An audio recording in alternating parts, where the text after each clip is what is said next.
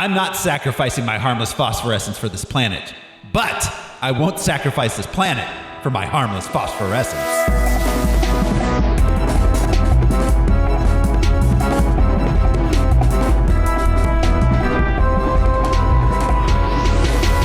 Hello, everyone. This is your host, Rose Smiley. And don't tell me how to kill sexy aliens. Who's joining me this week? I'm Josh CC, and good. Take the baby. Here it is. Here's your baby. Hi, I'm Brian Lesh, and I brought a newsreel that explains everything.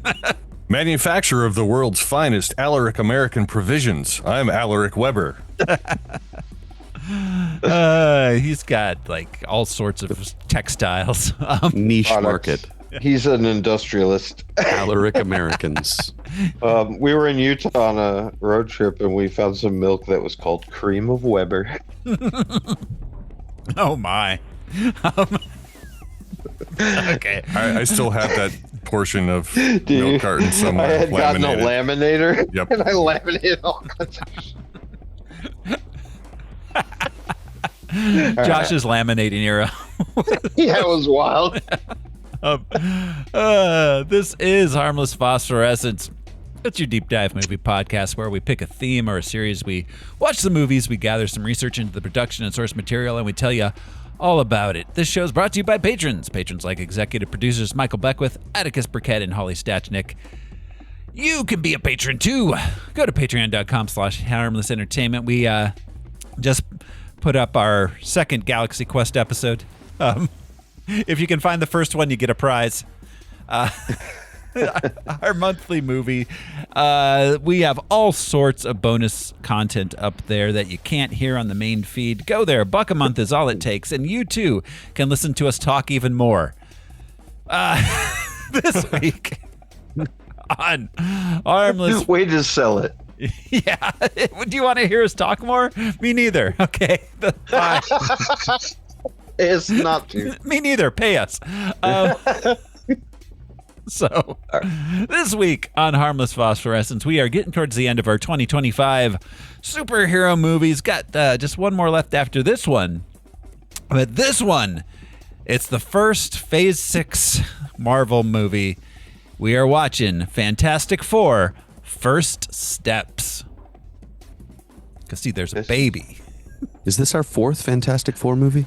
Wouldn't we say Thunderbolts is the first safe? No, that was the end of Phase 5, according to Feige.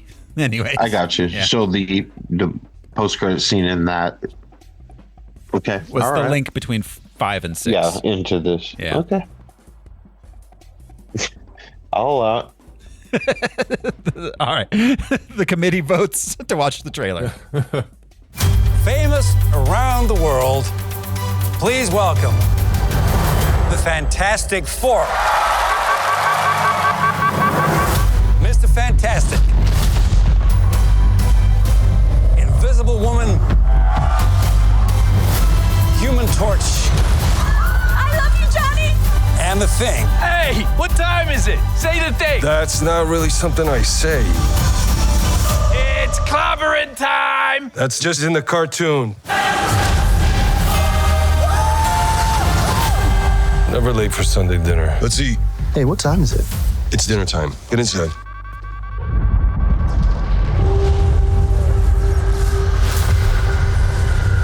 I herald his beginning. I herald your end. I herald...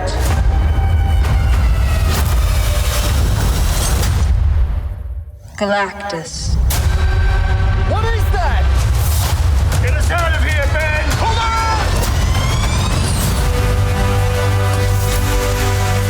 Are we safe?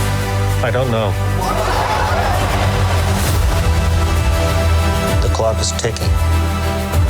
We are going to find a solution. We are going to make it right. You don't want to just crush him? I like that. The four of us will face the danger.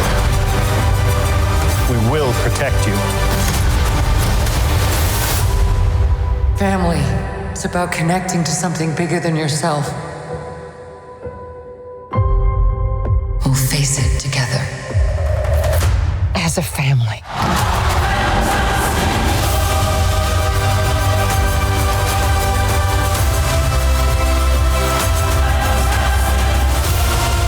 What time has it been? No. What time has it been? No, Johnny. Say it! I don't wanna. Say it!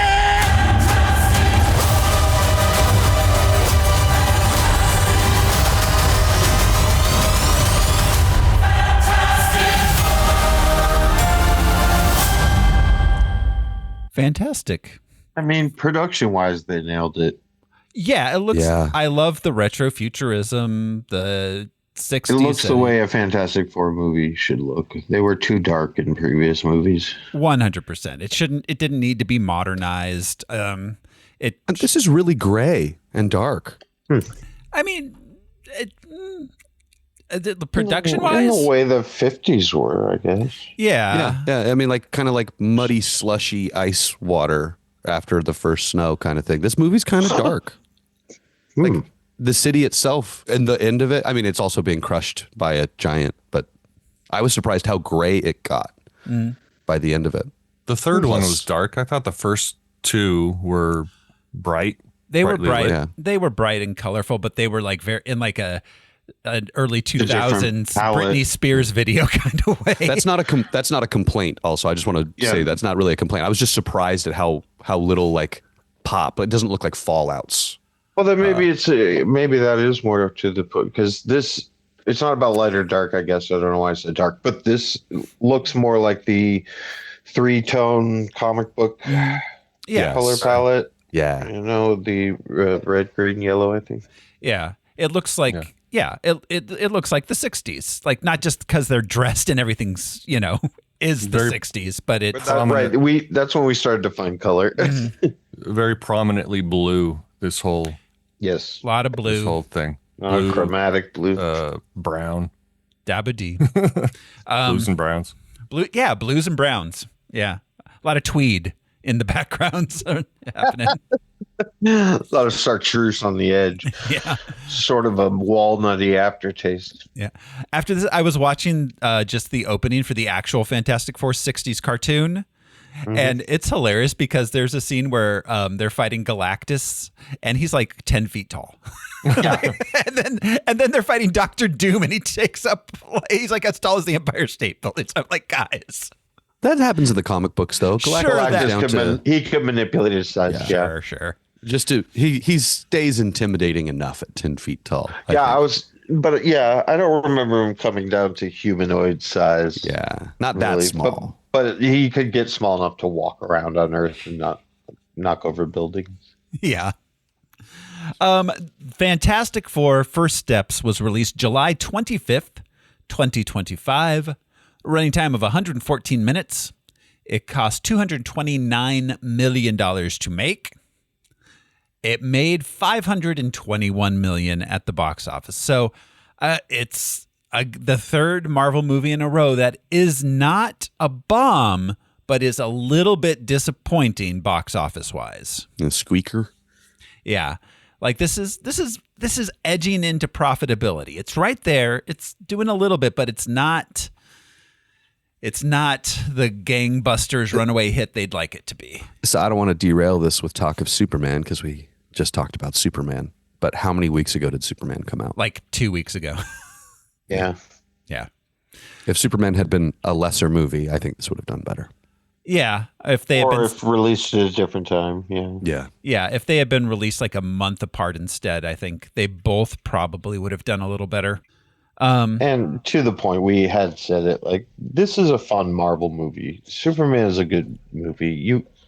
You could take anyone you take your grandmother or your partner to Superman. Yeah. This one is definitely for the nerds. The nerds, yeah.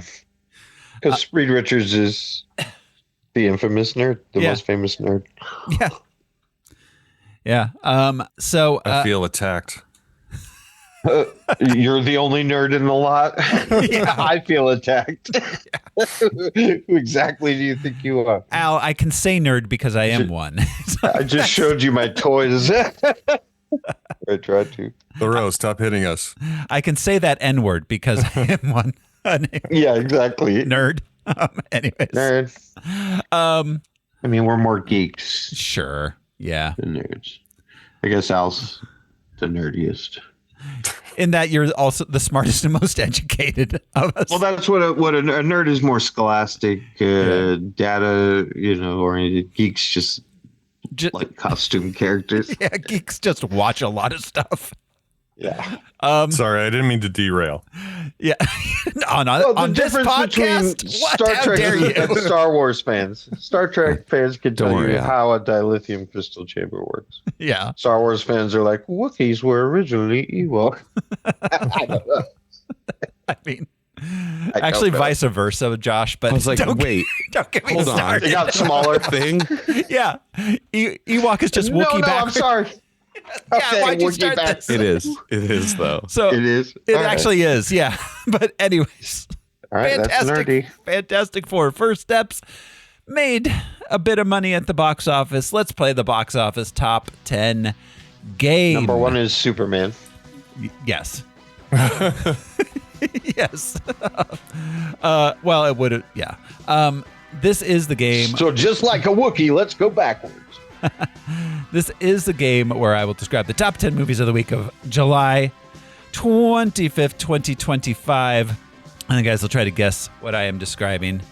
All right. So, yeah, this is real close to Superman. So there's going to be a few repeats on here from last week. At number 10 at the box office this week, it's a kid likes aliens and it's animated. Elio. Elio. Gonzalez. Yeah, I was gonna say, remember when he was Alien. sent back to Cuba? Yeah. Yeah, remember when our immigration policy was about one kid? Yeah. Remember when people cared about one kid? Number 9 at the box office. Remember COVID? Wasn't that crazy? Oh. Starring Reed Richards In COVID. and and the Joker. Reed Richards and the Joker together in COVID. Not Lubbock. It's one of those. Yeah, like, it's it's a city. It's a city. It's a city. It was it's a what's his face movie. What's his fucking name? Ari Aster. Oh yeah. And his muse, Who's his muse? The Joker. Joaquin. Yeah. Jared Joaquin Leto? Phoenix, starring Joaquin Phoenix, Oh, Joaquin. and That's my Joker. Jared Leto. Jesus, I'm sorry. starring Joaquin Phoenix and Pedro Pascal in Eddington. Eddington. I hear Eddington 2 is great when he goes to Peru. Eddington. Eddington the bear. I could have gone through all the cities and towns in my brain and never gotten to that one. Is that a real town? Yeah, it's a real place. Of course. Oh, I'm sure it's multiple places, but yeah. Shermer, without- Illinois. I would have never. Sure. Oh, fair enough. But yeah. Sorry, I it's watched just, Dogma. okay, I shouldn't have said so definitively, but I mean, it sounds like a town. But, yeah. It does sound like a town. That's why I thought Named Lubbock. after our It sounds like founder, a cowboy. Eddie. Eddington. It's Eddie Eddington, the Our founder. tribal of Lubbock. Eddie had been wandering with a 30-pack of Coors, and he finally sat down. We had a town. At number 8 at the box office this week, Tim and Millie find themselves at a crossroads in their relationship as they move to the country where they eat a lot of peaches. With tensions already flaring, Oh, whoa, it sounded so idyllic. they meet an unnatural force which threatens to corrupt their lives, their love, and their flesh. It's a horror film. It's like the polyamorous Babadook. Kinda. I'm a Let me into your polycule. That's how I identify. It's a very narrow persuasion. This is where they like start merging. It's like skin or Yeah. Oh, with the husband and wife, James Franco's little brother, the less creepy of the two. Yeah. The Alice. non-creepy Franco and Allison Brie. Yeah. It's got I can picture it's got a really generic name, so it's not something that you're Like just going to stick in your couple. brain. I didn't remember that that's what this was until I saw it. It's called Together. Oh, together. Yeah, I knew it was. Yeah. They are very I cute. knew it was a whenever they do word. press They are together. Yeah, they're a cute couple. she came out as bisexual in a press event, and like she just mentioned it casually, and he turned to her and he's like, "That's how you're coming out?" That is a lucky man. Yeah. With just Allison. Yeah. But she's like, hey, I have good looking friends.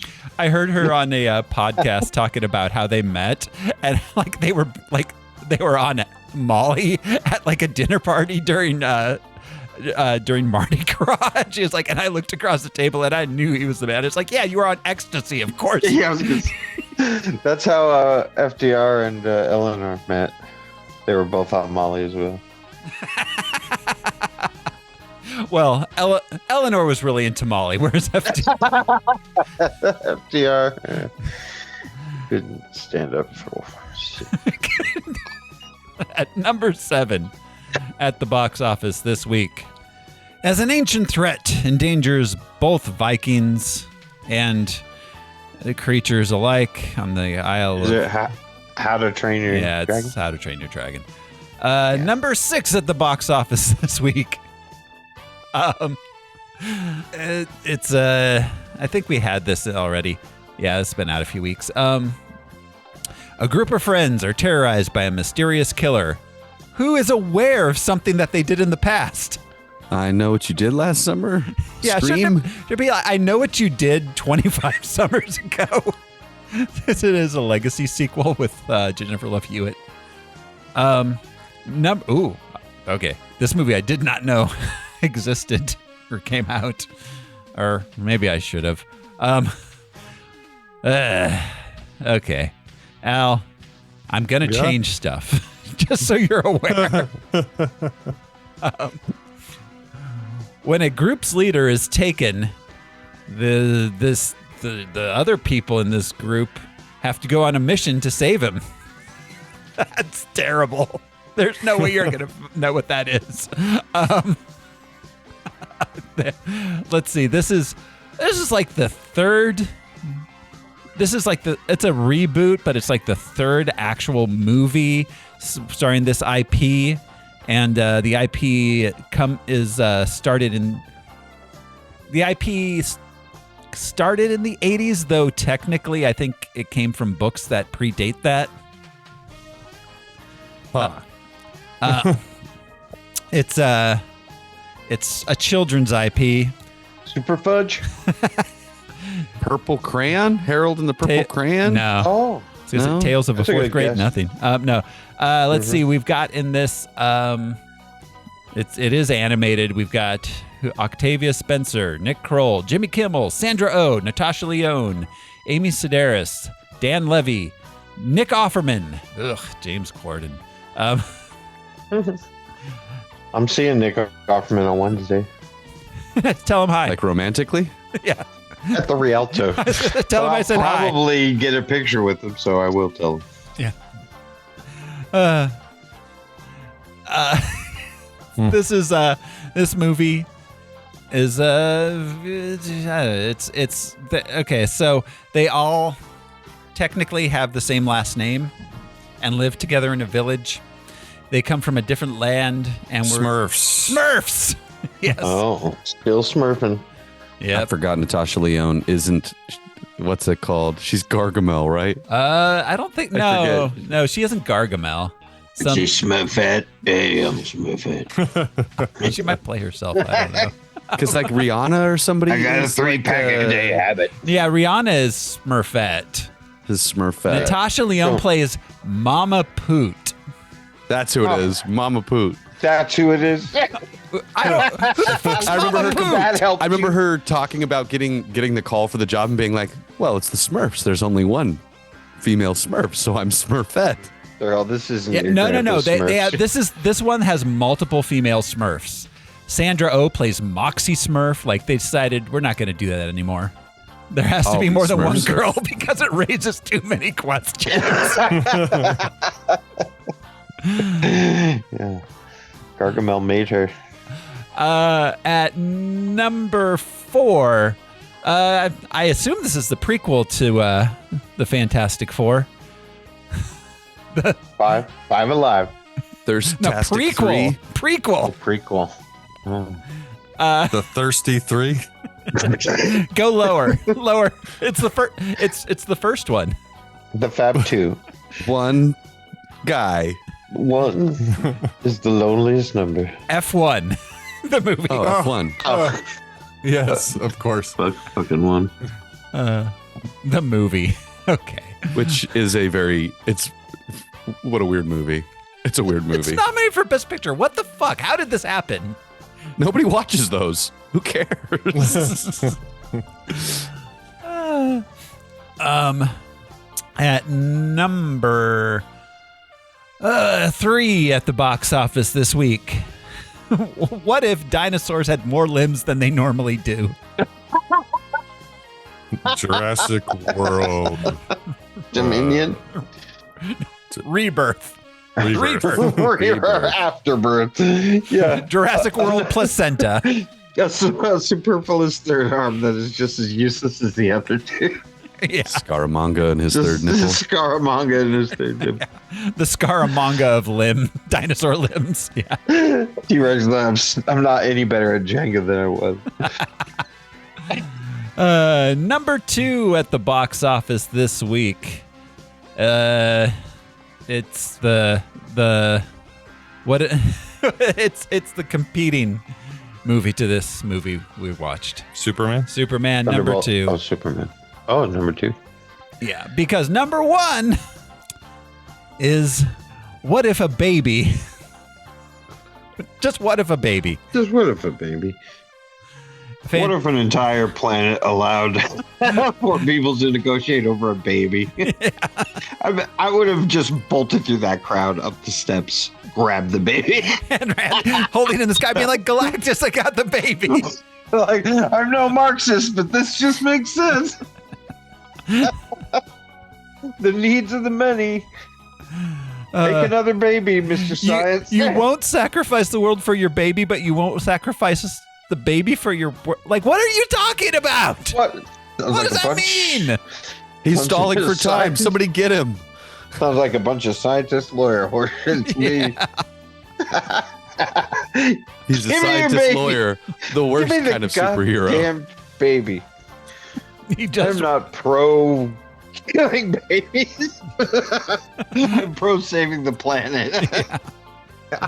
I do like that this is Fantastic Four, the trolley problem, though. Yeah. Yeah. Like, well, and the trolley problem doesn't really work until it's your baby. Because, like, kill one guy or kill a bunch of people, it's like, nah, dog, I'm out. Yeah. Well, who'd you let die? Whoever dies. I don't know. Like, the trolley problem's farce. Because it's got to be your baby always for it one to work. Above many. Yeah. Yeah, every single time. Maybe I grew up on too much Spock. But there's no problem there. Sorry, bro. Sorry. Yeah, I do like because all he's saying is the Captain America thing is we don't trade. We don't negotiate. We don't trade lives. We don't negotiate that's with stupid. We'll fight for whatever. That attitude got half of humanity blinked out. That's true. That's years. very true. Like, well, but I mean, ultimately, yeah, that's fair. No, he took what he wanted anyway. Yeah, yeah, he took what he wanted anyways. There's no stopping him. Yeah. But we got it back. Yeah, because they needed to make more money. I don't know. Because they have to have a happy ending because it's a movie. So, all right, that is the box office top 10, which brings us to the comic book and character background Professor Weber, tell us what we need to know about this fabulous group of several people. Thank you. As mentioned, this is our fourth Fantastic Four movie, but some listeners are just tuning in.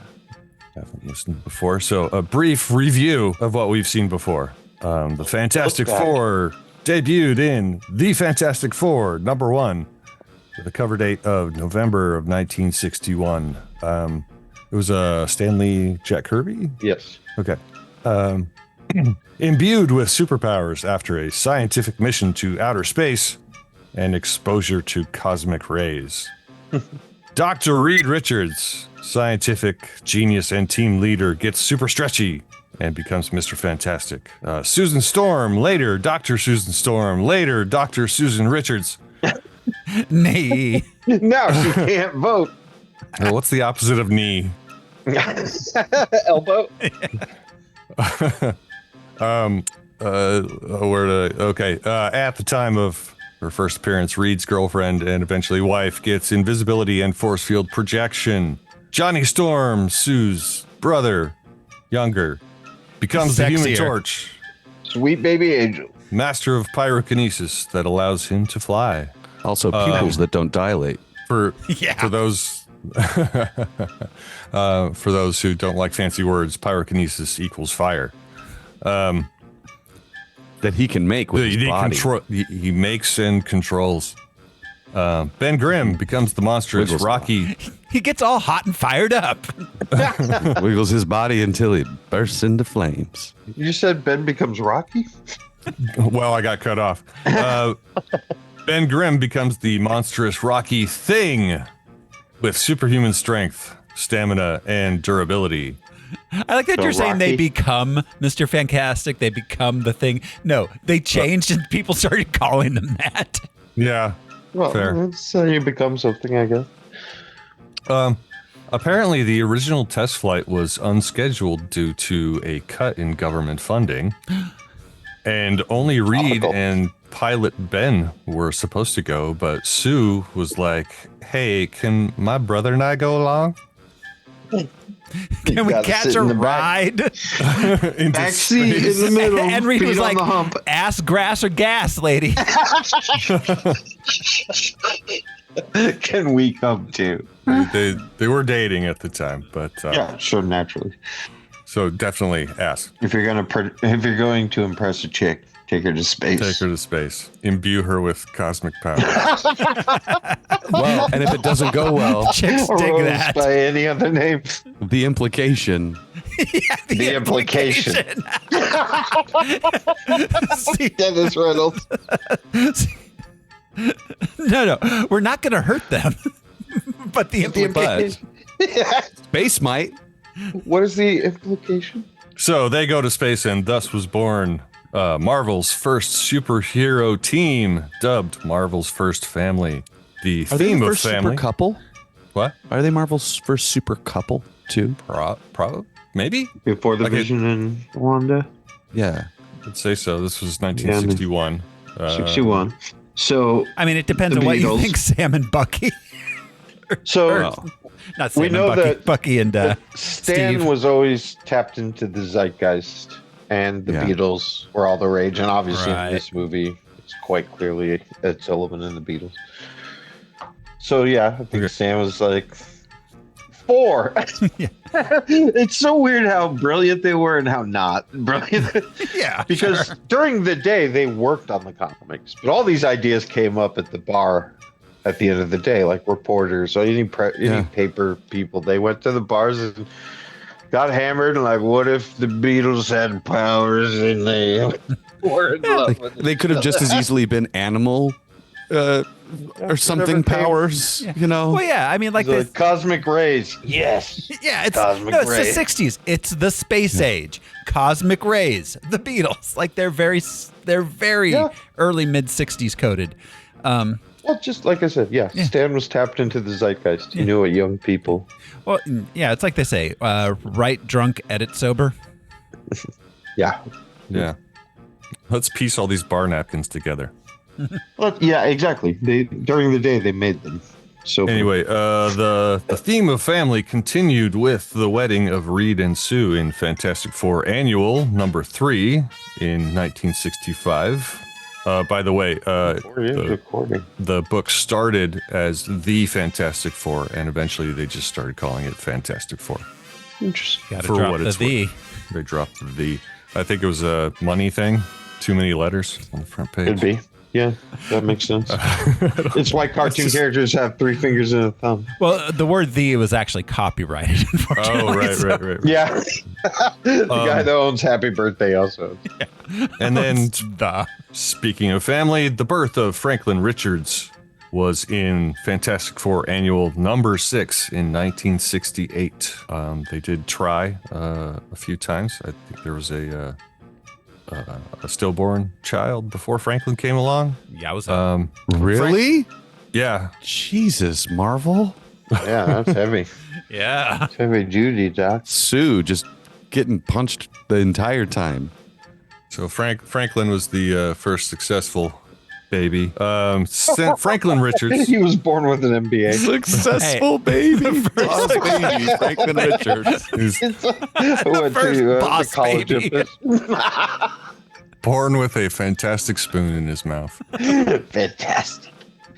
Since his introduction in comics, Franklin Richards has demonstrated abilities of reality warping, matter and energy manipulation, telekinesis, telepathy, astral projection, precognition, teleportation, and pocket universe creation. And he reads at a 3rd grade level. I have post-cognition. At one time, he was evaluated to be a new member of the Celestial Host. Which played Altamont in the 69. It's actually a great band name. It is. An adult Franklin Richards, he beat up 2 of the Celestials and made Galactus his own herald. Yeah. Damn. Yeah, he's one of the most powerful characters. And, I read his first appearance where he goes forward in time to become old, and the old version of him travels back in time to protect himself. It's a really cool introduction to him. And I think he takes down Reed, who that version of Reed Richards with that helmet, that weird helmet. Yeah, the thing. Maker. The Maker. Yeah, I think that Goes he's back to take the like the Maker. pivotal, because the Maker is like 3 multiverses deep at this point now in the comics. Yeah. And I think that it's starting to show up that it's been Franklin kind of like creating a net around him to contain him to those 3. I think I'm really excited to catch up on all that shit. Franklin became Galactus in a 1999 alternate universe limited series called Earth X. Rounding out the family is Herbie. Earth X dropped the last name in prison. Yeah. Muhammad Abdul Earth. Herbie, which is an acronym. Can anyone in the class tell us what the acronym stands for?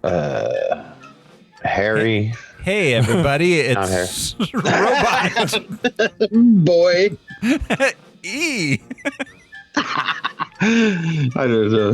What does S.H.I.E.L.D. say? Humanoid experimental robot, B-type integrated electronics. I thought humanoid was first, but he's not particularly. Yeah. Just a Walkman. Herbie was created by Stan Lee and Jack Kirby for the 1978 animated series, The New Fantastic Four. This was the 2nd animated series featuring the FF, voiced by Frank Welker. That tracks. Yeah. Integrated into the comics shortly afterwards. Herbie, so the New Fantastic Four, there was some sort of copyright issue with Human Torch. So they had to create a new character to make the number be 4. Interesting. Yeah, the Human Torch was a golden age. Well, there's that, and I think they were trying to make a Human Torch movie. Someone was, and so it was just tied up at the time. Anyway, Herbie has the ability to connect to any computer system, has electricity generators, lasers, and various hidden tools and features. He's a Swiss Army humanoid. Yep. Next up Because is Swiss Army soldier. I guess the Swiss Army was big. No. All right. Next up is Shalabal, who is this movie's Silver Surfer. First appeared in The Silver Surfer #1, August of 1968, created by Stan Lee and John Buscema. The immortal empress of Zenn-La and lover of Norrin Rad, the Silver Surfer. Shalabal was transformed into the Silver Surfer by Franklin Galactus in the previously mentioned 1999's Earth X series. I just want to point out that Norrin Rad is a perfect example of the trolley problem. Galactus was going to use the planet, or he could sacrifice himself and be a hero. So he didn't think twice. He's like, yeah, there's a lot of people on this planet. I guess I'll just leave. Well, I mean, even Johnny tries to do that. It's easy to sacrifice yourself. Like, that feels very noble. But to, like, sacrifice another... Like, I'm going to sacrifice you, Josh. I hope you don't mind. If it was going to save the planet, I would hand you the gun. Well, yeah, but then that becomes you sacrificing yourself. Yeah, I get it, but I'm just saying. He didn't think twice. Norrin Rad, anyway. Also in this movie, we had the Mole Man. Harvey Mole Man? Rupert Elder. Harvey, not Hans. I wish we saw moloids, though. This isn't our first Mole Man, though. Because our very first movie, we had Oh, Mole Man. Superman and the Mole Men. Yeah. Yeah, Mole Men, please. There was a whole bunch of Mole Men. Yeah. He's not the only one. And the Mole Women and Mole Children, too. You're not special, running Mole back Man. and forth in a quarry. The Mole Man was the first villain the Fantastic Four ever faced back in the first issue in 1961. Originally an American nuclear engineer and explorer, eventually became the ruler of much of the underground realm of Subterranea due to his genius-level intellect. Where Johnny's mixing up the medicine. And his sight was damaged. He was staring into some glowing diamonds or something. And He was the president staring into an eclipse. now he can't look at light or something. The same way. And Galactus, formerly a mortal man, now a cosmic entity who must consume planets to sustain his own life force. Created by Stan Lee and Jack Kirby for Fantastic Four #48 in March of 1966. So that was a year after they got married. Yeah, I guess so. First wedding anniversary is a Galactus. Is Galactus.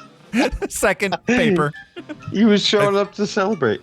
I think it was in Alex Ross's. My memory is In Marvel? spotty, but in Alex Ross's Marvels, Yes. which spans decades, they had. I think Galactus showed up at the Fantastic Four. Oh, I think you're right. Got it right. Like, just happened to coincide. Anyway, afterthought. If I missed anybody, sorry. Yeah. All right.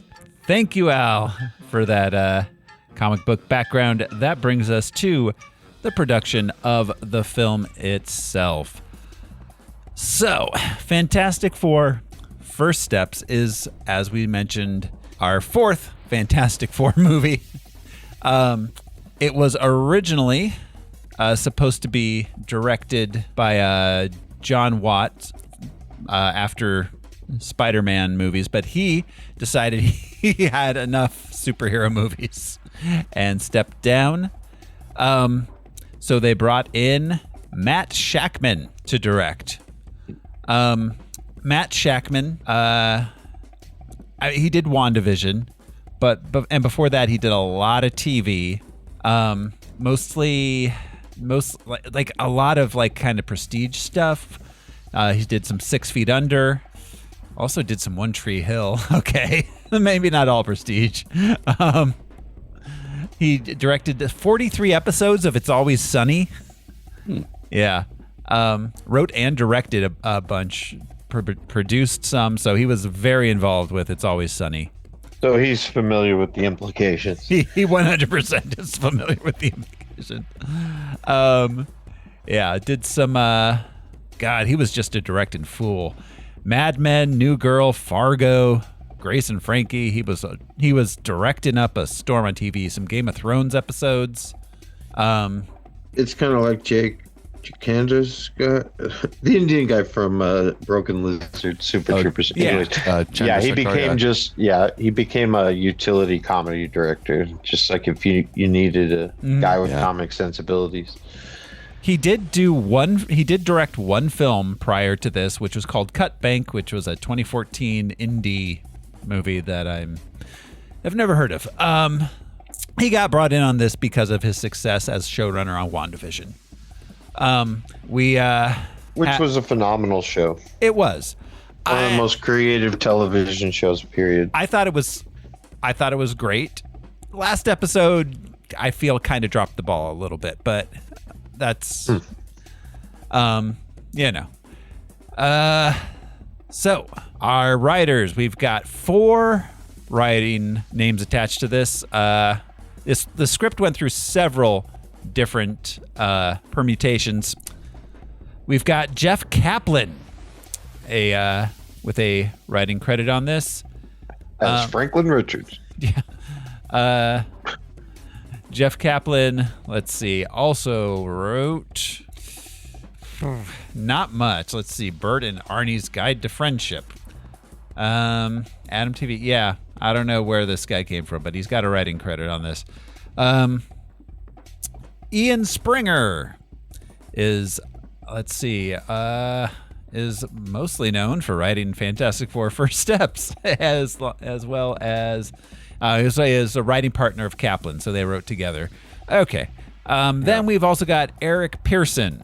Eric Pearson was a Marvel in-house writer, has credits on Ragnarok, Black Widow, also did some Transformers, some Godzilla vs. Kong. Thunderbolts. So in-house Marvel guy. And Josh Friedman, who, he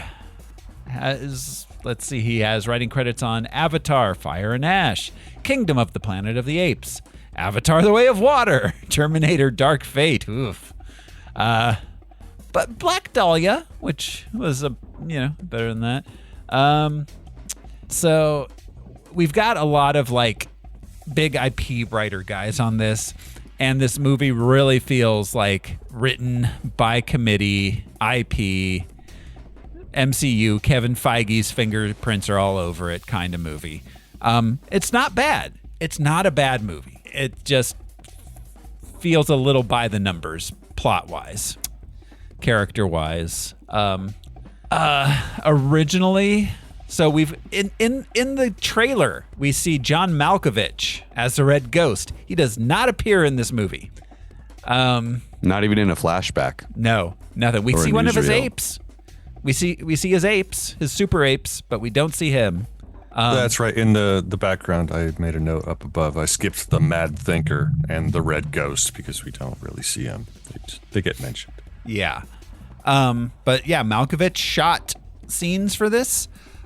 So original you can tell watching this movie that it was 50% made in the editing bay. Because there's a bunch of sequences that were not included in this. There was an entire sequence of the Mole Man and his subterranean Moloids fighting the that Fantastic Four. So neat. Yeah, there was a lot of that. There was sequences of Sue and Mole Man together. You can see that it was just cut all to fuck. You could just tell. Yeah, like I said, Malkovich and the Red Ghost. There was a whole sequence of them fighting him and his apes that was all cut out. The Mad Thinker, like Al mentioned. Yeah.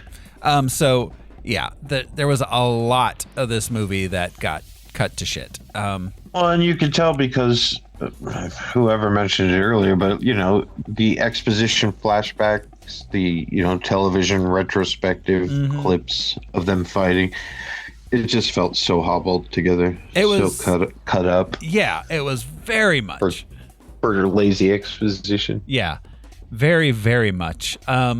Worked, but Yeah. Let's see, casting wise, they let's see. Obviously, casting was a big deal on this.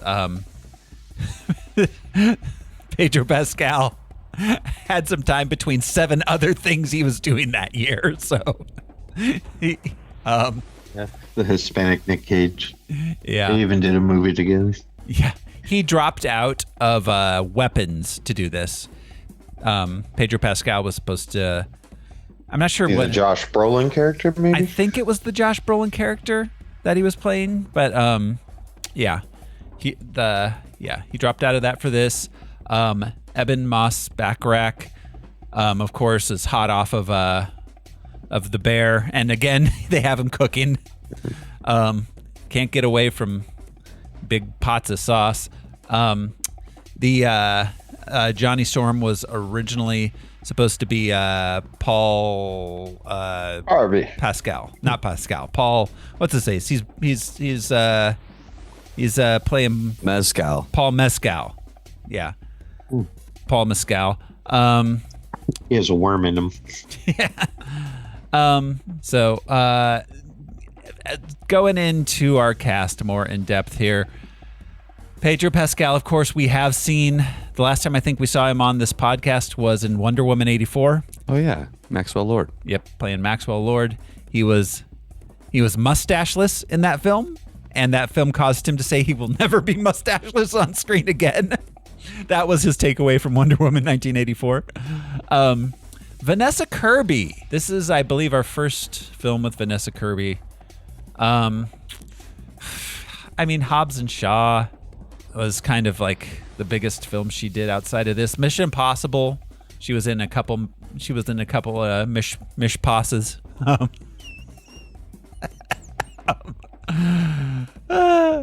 Did that save time? I hope so. I ate up all the time laughing at my own stupid joke. Anyways. I feel you. As one does. Yeah. She did a lot of indie films before that. And you know, she was in The Crown. She played Princess Margaret for like 18 episodes.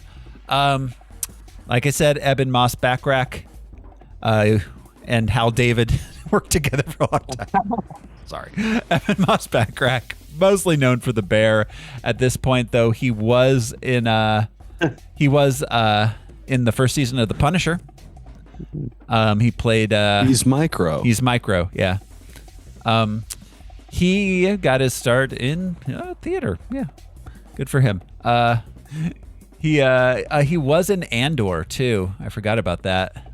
But he was like he was like a character guy for like the last 20 years.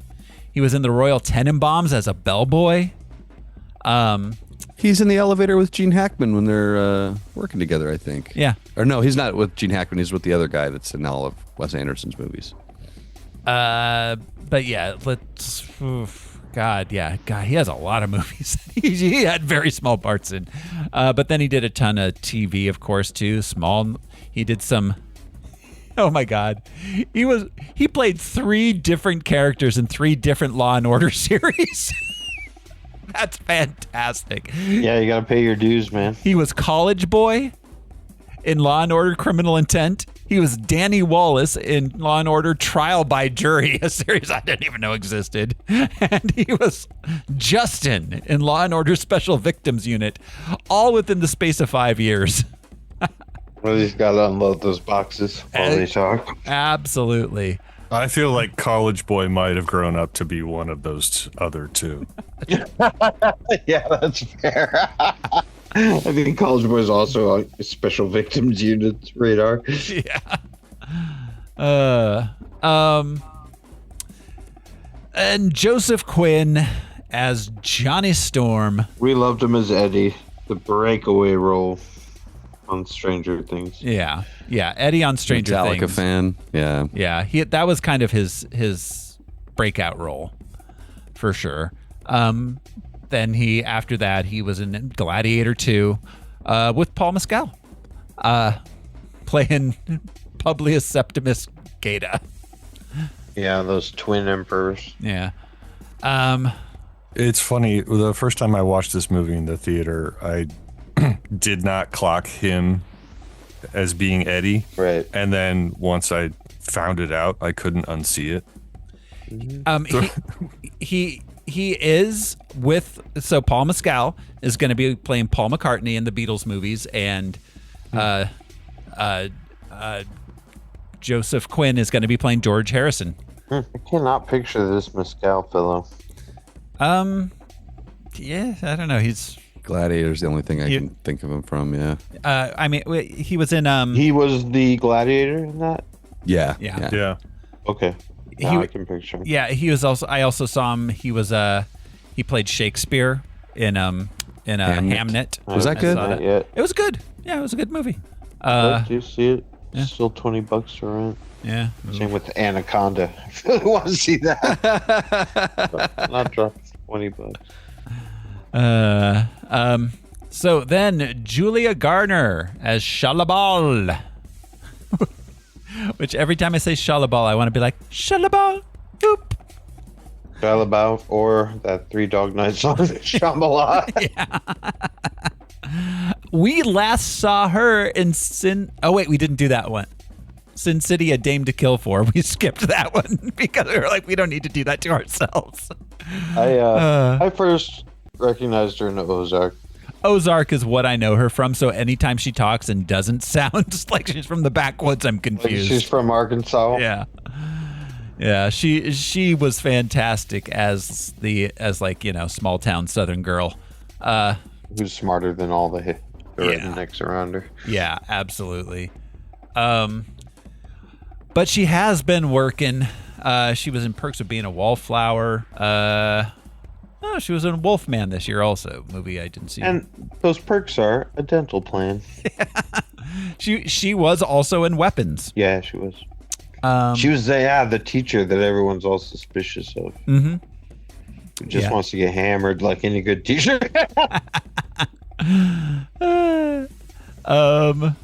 So she's just kind of been working. Well, she's young. Yeah. So then we've got, let's see, Sarah Niles plays the Lynn Nichols, the chief of staff at the Future Foundation, their handler, kind of. Right. She's the doc from Ted Lasso. Ted Lasso. Yep, exactly. That's what I know her from mostly. Oh, she was in I May Destroy You. That was decent. She was, who was she in that? Let's see. She was Rosemary in The Sandman. Huh. And we will see her again soon in the Toxic Avenger next week. She's in Toxie? Yep. She's in Toxie. She's in Toxie about some pretty good roles. Mark Gatiss plays Ted Gilbert. I like Mark Gatiss. Yeah, Mark Gatiss. Created Sherlock. Along with Stephen Moffat, yeah. He and worked on that and New Who for a long time, the Doctor Who 2000s and 2010s. Well, and he played Mycroft Holmes. Yes, yeah, absolutely. Brilliantly, by the way. Yeah, he was fantastic in that. He was in Shaun of the Dead. He was a voice. He just did voiceover in Shaun of the Dead. Huh, interesting. He did Vogon voices in the Hitchhikers movie. I think he's been in every British thing that's been made since 2002, basically. Yeah. He was in the Absolutely Fabulous movie, which I didn't know existed. Mission Impossible. The League of Gentlemen. They were not extraordinary. They were just regular gentlemen. Dudes. They're just some guys.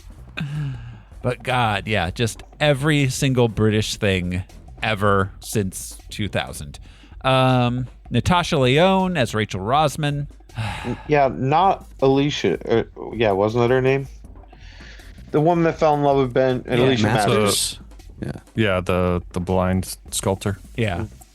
Yeah, instead it's odd to give an arbitrary love interest that isn't.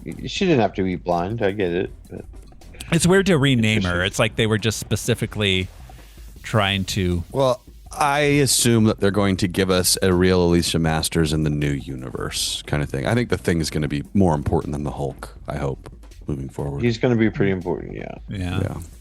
Well, yeah. I mean, we saw him. This is strange. We saw him meeting Shuri in the trailer for Doomsday. Yeah. Oh, yeah. And that makes sense. They would go to Wakanda, the most advanced. He's just the perfect self-insert, and the Hulk has kind of gotten boring. Yeah. Yeah. left Well, they keep field. not putting him in the movies that he should be in, too. For real. But it's so strange to force this little tiny love thing because they give it no attention. So therefore, it just seems like she's just horny for The Rock. Oh, this was so super tacked on too. Like It's like she's just wondering what it's like to be with Ben. she's like, there's no. what's that big orange dick like? Is what Yeah, there's no context otherwise. that big orange rocky dick. Natasha Lyonne. We must have done something with her before, right? I feel like we must have, but I don't know. I'm not seeing anything here pop up. So she was one of the kids on Pee-wee's Playhouse. And then probably the first thing I really remember her from would have been But I'm a Cheerleader. Yeah. Slums of Beverly Hills. Slums of Beverly Hills, yeah. American Pie. American Pie, of course, yeah. She was one of those like young late 90s actresses that was kind of like in everything. She kind of had a resurgent after Orange. I found it. What's that, Al? He was in Blade Trinity. She was in Blade Trinity. Okay. She wasn't Whistler's daughter. Who was she? Summerfield. His mother. She was the blind character. Okay. Maybe She that's played why a she blind didn't. character in that. Jeez, that's right. Woo. I can see that. Natasha Lyonne has had a resurgence after she was in Orange is the New Black with the Russian Doll and Poker Face. Let's see. Last few to run through here. Paul Walter Hauser is Harvey Elder, Mole Man. He is a wrestler. Great casting. Yeah, he was good. He voiced Embarrassment in Inside Out too. Huh. If Danny DeVito isn't available, Sure. Yeah. he's a good mole man. Yeah. Ralph Ineson as Galactus. Oh, let's see. He was a Game of Thrones. Yeah. Oh. Dagmar Cleftjaw in Game of Thrones. Wow, okay. I didn't realize. Yeah. That makes sense. He was in The Vivitch. He was in the newest season of Foundation. It was cool because this movie came out, and then like a week later, he was the first person that the mule interacts with in the Foundation series. Wait, so was he the in The Witch? He's the dad. I believe so. Yeah. William. Okay, I can picture him now. Yeah. Oh, he was in Last Jedi as one of the First Order colonels. He was Harry. He was a Harry Potter guy because he's British. And he 100% has to be either in Harry Potter or Lord of the Rings if you were a British actor working from 1999 until 2006. What does Trevor say on Wonder Man about Coronation Street, which was a British show, but he's like every Brit did their stint. Yeah. Yes. He was in Guardians of the Galaxy. He played a Ravager pilot, so it was a cameo. He got to start on the British Office. Oh, he was the Todd Packer character. Yeah. Yeah, Chris Finch was that name. Yep, Yeah. Chris Finch. Yeah. Finch. Yep. He was in something called Brahms, the Boy 2, which I have to assume is like a Brahms biopic sequel. Sequel. Anyway. The story's just begun. Yeah. I was also in Frankenstein this year, which I hear people kind of like. I thought it was good. I haven't seen it yet. A few notes. Earth 828 is the Earth that this film takes place on. That is Jack Kirby's birthday, August 28th. Mm-hmm. 616, is that That's the one. the main line? Yeah, that's Earth. That's Okay. main Earth. Matthew Wood voiced Herbie. Matthew Wood, oh my God, he voiced General Grievous. Woo. I have a general grievance. Wow, he did a lot of voice. Oh my God, this is a Star Wars dude. He did Bib Fortuna. Whoa. In the Phantom Menace, not the original Bib Fortuna. No. That was Sir Bib Fortuna. He did Odie Mandrell, which was Barbara Mandrell's. I knew that Padres had nepotism in it. He voiced Magaloof and Saboka. I'm sorry, I'm just having fun saying Star Wars names. Yeah. He does a ton of voice work, but a lot of Star Wars voice work. He does some. He voiced the Quantum Knots in Quantum Mania. He did some emoji movie voices and Olaf's Frozen Adventure. So like, dude likes to get behind a mic and get a paycheck is what I'm seeing. Nice work if you can get it. Yeah, for sure. Yeah. Franklin Richards, the baby, was played by Ada Scott, a girl baby. What? Yeah, The woke mind hive. With the Twilight baby thing again. With the like CGI baby. Yeah, the CGI baby in this was not fantastic. CGI babies. This joins the ranks of the CGI babies that I don't enjoy looking at with my eyes.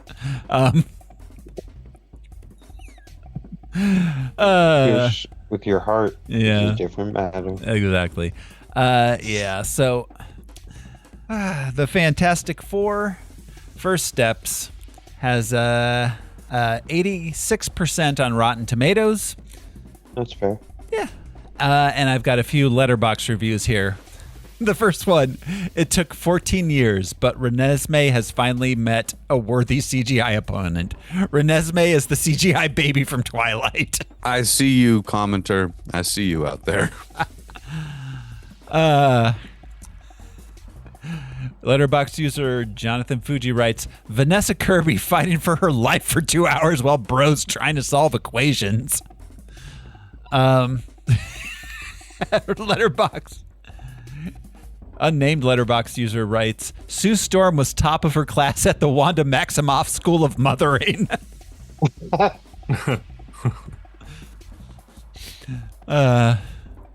She literally mothered her way into saving the world.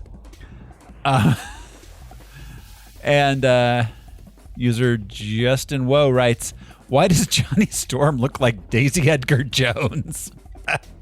I don't know, sir. So yeah, that's about it, guys. We ready to jump into the movie itself? Blame Go on. for It's Connect clobbering. 4. Yeah, Conduct. it's clobbering time. God damn it. Sunk my battleship. Yahtzee.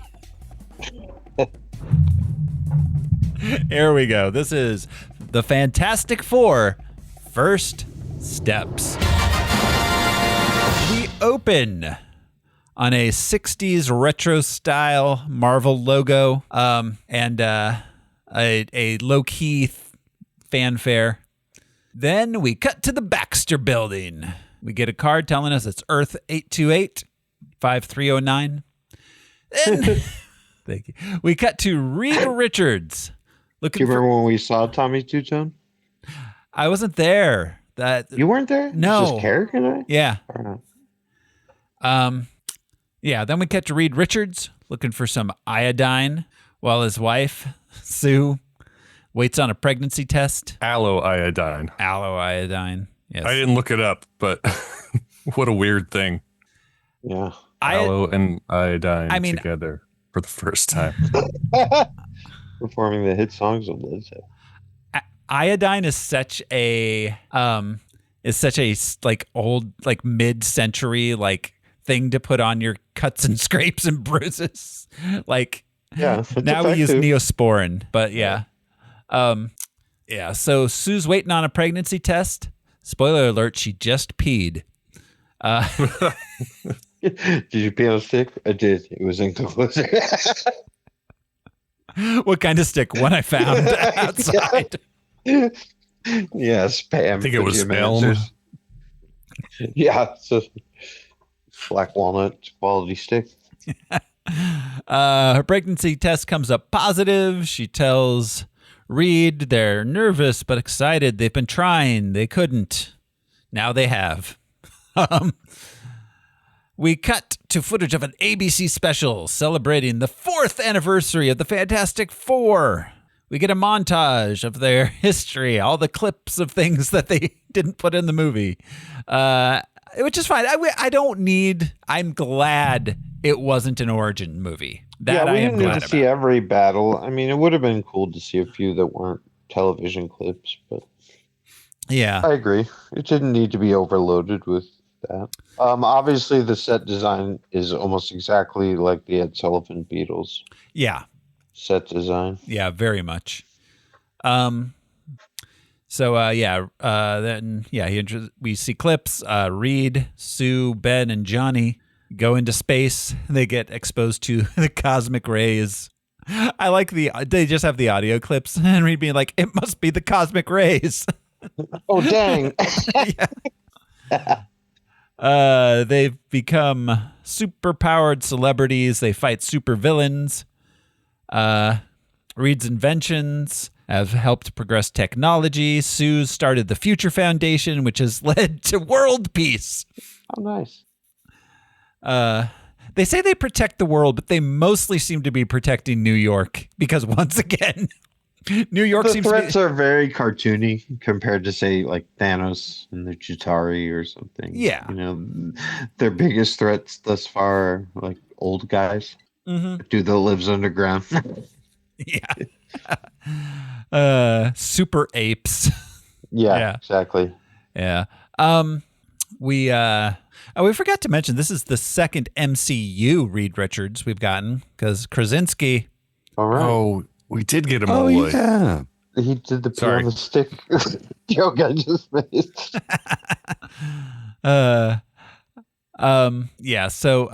We cut to them returning home from the taping in the kitchen. Thing and Herbie are making dinner. They get joined by Johnny. Then Sue and Reed come. They sit down to dinner. The Reeds announce their pregnancy. They're all happy. Well, Ben figures it out. Yeah. Mm-hmm. Yeah. That intuitive piece of rock. He knows. We cut to a news announcement about it.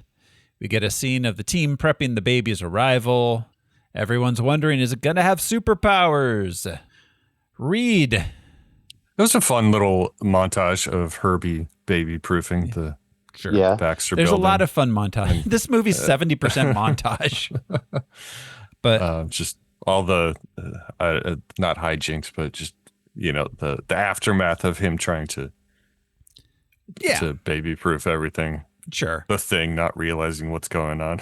Mm-hmm. Ripping cabinets off. Just going about it. He's like, I don't know, just automatically, it's like walking over the baby gate. Yeah. Because he's not paying attention. Ripping the cabinet off because he's not paying attention. So he Reed gets some space transmissions. He puts them on a record, which he lets Johnny take. And he just takes some penicillin and it's all good. Yeah. His space transmission. Yeah. He records them to a record, which he then releases as a hit single. Norwegian Wood was the B-side. Yeah. He lets Johnny take a look at him. He tests a teleportation technology he's working on. He successfully teleports an egg across the room. It's an enormous drain on power. Sue arrives in the lab. They do some baby testing. Reed's worried there will be something weird with his baby because of their superpowers. We cut to Ben visiting his old neighborhood in Yancey. Yancey, also the neighborhood where Jack Kirby grew up. The Yancey Street Gang. Yeah. He shows off for some kids.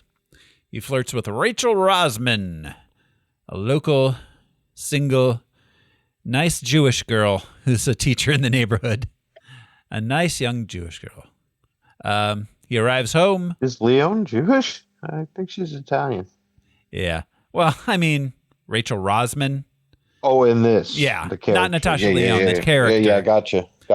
I'm back.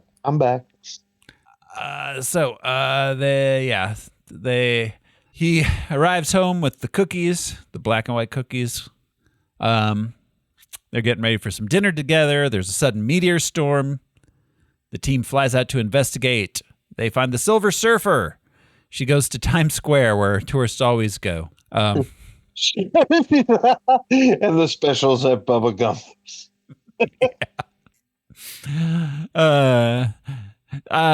This is a nit I'm going to pick with New York. Finally, I failed to mention this all the other times. Times Square is really more trapezoidal shape. So she declares that Earth has been marked for destruction by Galactus, who eats planets. He's coming in a few months. Do not spend this time preparing to find a way to stop Galactus. Don't do that. Instead, prepare to die. So then she leaves. Johnny tries to follow her, but she swerves him, says something to him in another language, and then kicks him off her board. I like the attempt. I like that they tried to make Johnny multidimensional. Sure. Like, I'm studying linguistics. Cool, Johnny. Like, I can figure stuff out. I'm smart, not dumb, like everybody said. I'm wicked smart. And I honestly, like, I appreciate that they tried, but also, like, did it work? Well, I mean, because it was so edited, like we said. Yeah. I mean, this movie felt like it was 70% montage. Like, it really did. Yeah.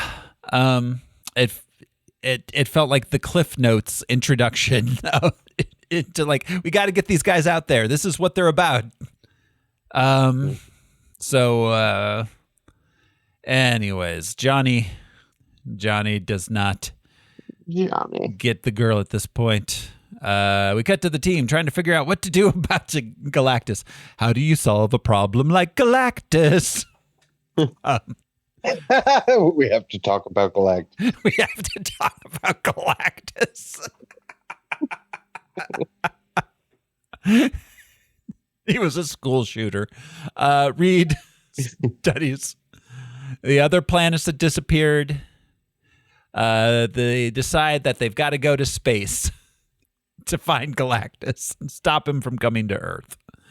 Johnny's studying the recordings that they received.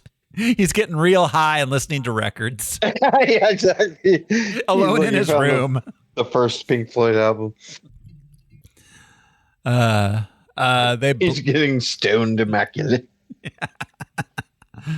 They blast off into space. The world is like, yay, go save us, guys. You're muted now. I know. From the Upper Bay. From the Upper Bay? In New York. Yeah. Wait, aren't they on the East River? Manhattan? Off of Manhattan. Yeah. Mm-hmm. Like, because when they're just right there. Like the Baxter, their ship is like right next to the Baxter building we see at the beginning. Yeah, it's like over. Yeah, I think it's on the East River. Aren't they over near where what is? The UN is? Is the What are we trying to? Where the Baxter building is in Manhattan? Oh, I don't know. Yeah, because it's not real. It's not actually in Manhattan. This is pretend. It would be Lower Manhattan, I'm sure. Yeah. I don't know. I mean, Kirby and Lee probably said where it was. Yeah, I always pictured it as being near the UN, so I pictured this as the East River, but I guess sense. I don't know. My main point being is they have a rocket launch site in the middle of New York City and not all the way down in Florida. Yeah, yes. Fair enough. Yeah, yes. It's right off their house. Point. They've got a rocket right off where they live. And there are other apartments and people. Yeah. Yeah. Takes a little bit to get a rocket up. Yeah. But also in this, we don't see anything of the Baxter building other than the one floor that they're on. They didn't even have the mailman character, which I know was played by Stan Lee previously, but and the lobby. He was always a character. Yeah, we see a little of the lobby. We see him in the lobby, right? But yeah, not much of the Baxter building and the exterior. Yeah, yes, yeah. But I'm saying, like, what's going on in the Baxter building is a lot of. We're not gonna bother with that right now, guys. Yeah, we're not going to bother with a lot. Yeah, the team, they blast off. They track the Silver Surfer's energy signature. They use an FTL. They dock with a faster than light engine thing, which is hilarious. This being the second time they went into space. Yeah, and they've got an FTL waiting for them. Yeah. They travel and arrive at a planet just as Galactus destroys it. Oh, the ship was named Excelsior. Yes, it was. Oh, good for them. The team gets a tractor beam, I assume, pulled into Galactus's ship. They exit their ship inside Galactus's, and they get led to meet him by the Surfer. He tells them, "I'm wicked hungry, yo, and I want to eat all these motherfuckers. I'm gonna eat everything." He's eating everybody out here. The Surfer shows up and just goes through their window. Just she phases through. Galactus will see you. Yeah. Herald and secretary. And secretary. Yeah. She does a lot of paperwork for that dude. I'm sorry. Not secretary, professional assistant. Administrative. Yeah. Just, but you're right. There's got to be a lot of paperwork taking out a whole planet. Yeah. Fucking zoning and shit. The permits involved. Yeah. Did you file this with the Celestial Comptroller?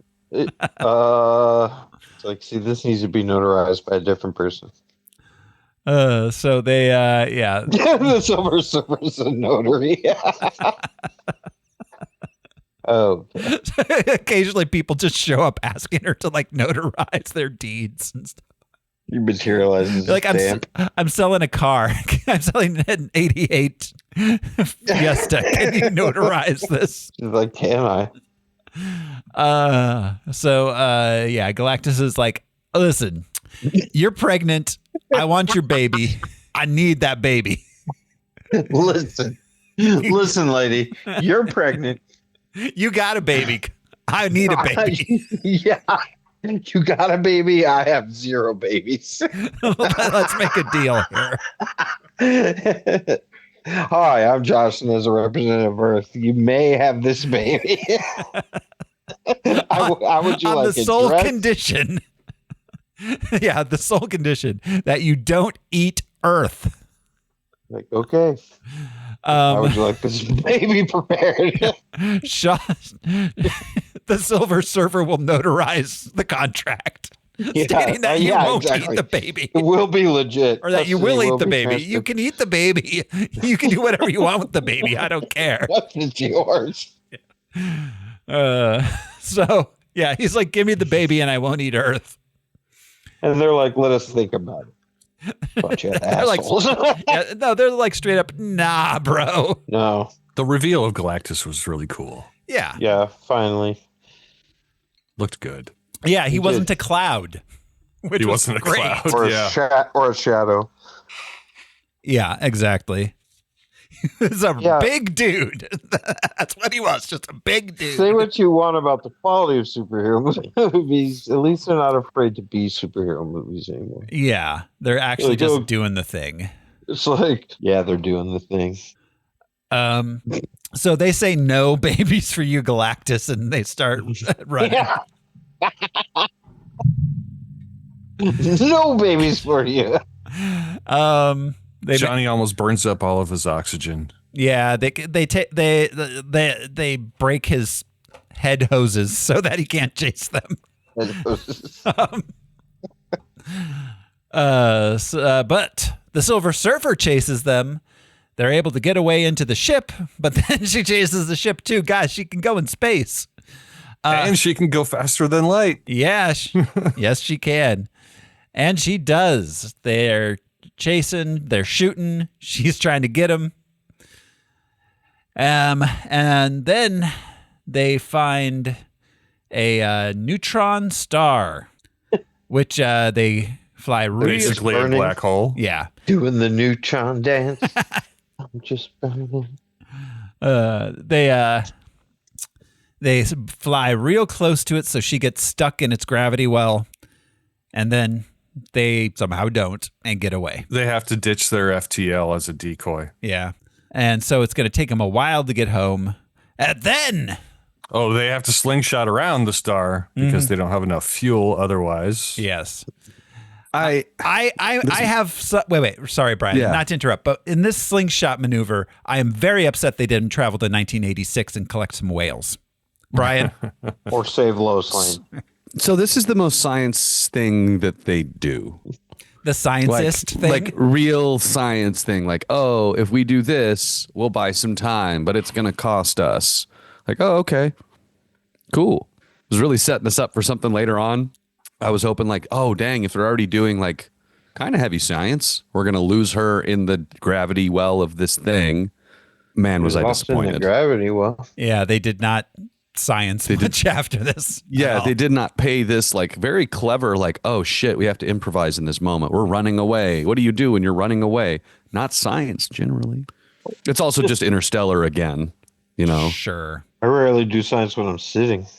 If I'm running away. Let alone giving birth to a child. You see me running, you should run too. Yeah.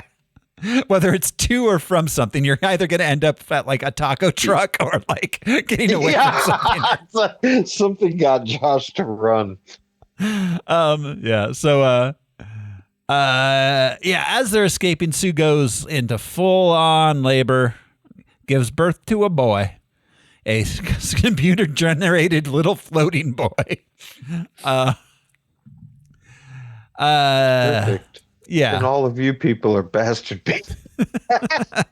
You can all just die. This baby's so great, I will definitely not feed him to Galactus. On behalf of humanity. First baby born in space? Yeah. I guess. That's what, yep. During a slingshot I would assume maneuver. so, since they're the only people who have, now you're talking they're the records. only people who have gone to space, apparently, it seems like. Yeah, when is this in their universe? Is this in their 60s? Yeah. Yeah. I wasn't sure if this was a mid-century modern, whenever that one. But I mean, I there's wasn't sure if this was a Fallout kind of situation where it's. Oh, yeah. No. Yeah, I mean, it's obviously not the 60s for them. yeah, I mean, this is, I mean, their timeline's different than our timeline or Earth 616 timeline. Yeah. And that like there are a number of anachronisms here that aren't inaccurate because it's a different universe with a different timeline. But Fallout's a great example where it's technologically advanced, but still sort of mid-century. Yeah, modern. stylistically, they got stuck in one place. Not steampunky. That's a different thing. But Yeah. like that mid-century modern, that 60s future. Yeah, retro futuristic kind of, yeah. So she gives birth. The placenta's coming out and floating around any second now. It's going to get That's everywhere. Super placenta. Yeah. It's going to be the best placenta ever. Are they going to eat it? An alien eats it and becomes. Is it bad that I thought of Homer goes to space with the ants getting out everywhere? Homer, no! We want to see if they can be made to sort tiny screws. Sort them. Meaning there are different kinds of tiny screws that need to be sorted from the other tiny screws. According to the internet, this does start in 1964. Okay. I mean, yeah. I believe everything I read on the internet. It might be 1965 by the time Sue gives birth. It's not the 60s as we know it. Yeah. No, it's just a, It's an entire. It's interesting. Yes. Because So they're going to be they're not going to be just out of their universe. They are going to be in the future as well when we see them. So they're going to have more than one dimension to adjust to. Yeah. Which is, I think, why they find Wakanda, because again, the ship can track the most technologically advanced, civilization, and then I think that Shuri's going to bring Reed into the. They're gonna century. They're gonna show up and be like, "Why is Captain America allowed to eat with us?" Sorry. At the lunch counter. Yeah. Worth mentioning that a lot of other characters and a lot of other characters came from the Fantastic Four comics, like Black Panther first showed up in. Yeah. Yep. Yeah. And the new Submariner. Fantastic Four and Spider-Man were the two premier Marvel comics in the 60s. Those were the big ones. That were their two biggest selling, most popular. Spider-Man. That's why we got Spider-Man and Fantastic Four movies in the 2000s before why they were bought by Sony. Well, one of the first Spider-Man storylines was in the Fantastic Four. Because he premiered in Amazing Fantasy. It was supposed to be a one-off. Well, you can picture the cover. He's in this weird tube in the Baxter building. Yes. Anyway. He was in the tube. Interesting. I forget that's how far back his connection goes because he's Bagman and the fifth member of Future Flight or whatever. Not Future Flight. That's Canada's team. What are they called? Alpha Flight. Alpha Flight. Future Foundation when they're not and the then four. there was the one-off of the new Fantastic Four. Spider-Man, Ghost Rider, Wolverine, and Hulk. Oh yeah, that's cool too. That's part of that. Isn't that part of that Maker? No, it was a one-off. It was a one-off like little graphic novel or trade paperback. And Al and I met our Adams in Phoenix, and I forgot to bring that comic to have him sign. I felt so stupid. I did not forget. No. And you didn't remind me. Because why would you? But so I quickly ran over and got a Godzilla comic he had done the cover of. But I wish I'd gotten that Fantastic Four. So, all right, they get back to Earth a month later. They come out, have to immediately do a press conference. He's like, listen, you're all going to die because I got a special baby. The press is concerned. Everyone is. I love that. Was a very accurate portrayal. Everyone's like, wait, what? What up, bro? Yeah. Baby hasn't lived. Be like, we just met this baby, so we are not attached. Yeah, exactly. We're not as enthralled as you are. But I love at the end, what's her face? The Future Foundation lady. After they walk over the microphone, she's like, we're going to circle back later on. Yeah. Like, right. We might need to push this decision up the ladder. Like, oh, wow, I really shouldn't have made them do a press conference right away. That was a bad decision. I maybe should have given him a moment. Yeah. Do you know how to defeat him? No idea. Be like, we did this one thing. Yeah.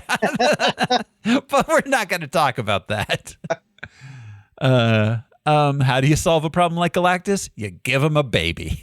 Yeah. Just if you give a Galactus a baby, he's going to want some milk. We'll learn how to baby. We cut back to space. The surfer finally gets back to Galactus. She's like, I'm sorry. And he's like, I need me a baby. Let's go. Yeah. He's like, I've shifted my whole focus. But actually, I'm baby crazy. TikTok. You need to put a baby in me like yesterday. So, well, we did. He has a reason. I guess we didn't mention it. Is that like he wants to stop being Galactus? Yeah. And the baby. And Franklin's capable of the power cosmic to do it. He says, I used to be little like you, which is a funny thing for Galactus to say. I was a nobody, and then I hit the big time. Yeah, I was but a he little doesn't want to do it. I came from Muncie, Indiana. Waterville. He doesn't want to do it. He doesn't want to be eating planets. Listen, guys, I don't want to eat your planet. Well, I have to eat your planet. I don't want to eat Doritos. Yeah. What are we going to do? Couldn't Galactus eat uninhabited planets? No. Specifically. That's the first question everybody asks, Thoreau. Read a book. Same with an emergence. But this is not addressed in the film. Oh, well, he needs energy. Yes. Life energy. Cosmic energy. Likely cosmic egg energy. Yeah. He's eating the omelet from the inside. Because he's devouring the interior of the planet where there's likely a celestial. Because he's the celestial predator. He's their like mongoose that eats the chicken eggs to keep the population. He's driving around in his van talking to celestials. Like, hey, you want to get in here? Hey, I got some puppies. But I mean, he's I wanna literally show a you my mongoose. emergence. He eats the eggs from Yeah. their nest, Yes, like that's true. before they can come back to see that he's The taken them. seed. Yeah, it's pretty cool as a structural balance within the Marvel Cinematic Universe. It's a neat use for him because he's kind of the odd man out amongst all the big, tall Celestials. At the big and tall store. Stan was always good at making a foil for the most powerful creatures he created. Yeah, you know what I mean. Well, there was always something that could take down the biggest thing. Galactus So is always forth. kind of this like monolithic thing that everybody like. There are times where people are like, "Oh no, well we've tried everything that worked before." Whereas Do you think like a baby? Do you think if we gave him a baby? let's throw the baby at him. Do you think things would settle down if we had a baby? How hard can you kick that baby? Do you think we can hit him from here? Just toss some babies in That's space. that's how the end of this movie Ben, starts to throw feel. that baby. Throw that Like we're baby. punting from the end zone. He's What just- do you mean punting? The baby? Yes. Just I want to throw it in your mouth like a cheese ball. Galactus just collecting babies like Mario collects coins. Oh, the thing is, if Franklin The thing is- became Galactus, would Franklin not just turn around and eat the Earth? Yes, he would. It's such a tasty planet. It's so There's good. so many It's of right us. there. We invented ranch. Oh, and he's right there on top of Manhattan too. That's the part that's the best tasting, I would assume, by planetary measures. Cider ranch because he's younger. Yeah, that's right. So, yeah, 'cause he's American, so he wants it with ranch. Yeah. So, anyways, back on Earth, Reed's like, I got nothing, guys, nothing, and I'm all Like, out of well, ideas. You got one thing. I told you to stop. I'm not talking. going to let that go. I'm going to go chew some gum. Johnny is still listening to his records in his room, trying to figure out the language of love. Of love. It's like, So let's see. C is for cookie. that's not good enough. Not for me. No, I need more. I need vowels. Oh, Johnny did get one sentence translated. Yes. Johnny. Yeah, because she told he asked her. Yeah. Remember to drink your Ovaltine. What was it? Die with yours. Yeah. Die with yours. Whatever she said in Zenwa. Yours. We have to find yours. So Galactus is getting closer. People are getting more angry. The press is like, what if we did just give him a baby? What if we just gave him the baby, guys? And you're right. It's more noble to sacrifice yourself. So, I'll give you this. Maybe 20 to 100 people. I'd be like, no, sorry. Not giving you my baby. The entire planet. Yeah. Yeah. So she's finally like, listen. Sue's like, or a crowd gathers outside the Baxter building. And Sue's like, I think the problem is that I haven't wandered into the middle of this crowd alone with my baby to tell them why my baby is so good. What I'm talking about. You would have seen me running from the back towards the baby. Somebody get the baby. So she goes out and she's like, listen, guys, this baby's awesome. Look, I really love this baby. It's not because it's my baby. It's because this baby's better than other babies. This baby is fucking rad. This baby was born in space, guys. Guys, were you? Were any of you? You weren't. This baby's better than you. Like, that feels off topic. And so she's like, listen, but I will try to stop Galactus from eating you. Like, I'm going to figure something out. He only wants one thing, but I think I can offer him something else. And everyone's like, you know what? You're right. We're okay with the baby not being. We would not. She also talks about her mom who died in a car crash. Like anyone whose parents have died can't be expected to sacrifice their baby to save Earth. Like, and The audacity of her saying, you know me, you know my story. My mom died in a car accident is just like, what? Like, what does that even fucking mean to anybody anywhere on the fucking planet? You know me. You know my story. Oh, she's my dad wasn't great, but my mom died in a car accident, and my brother and I were alive still.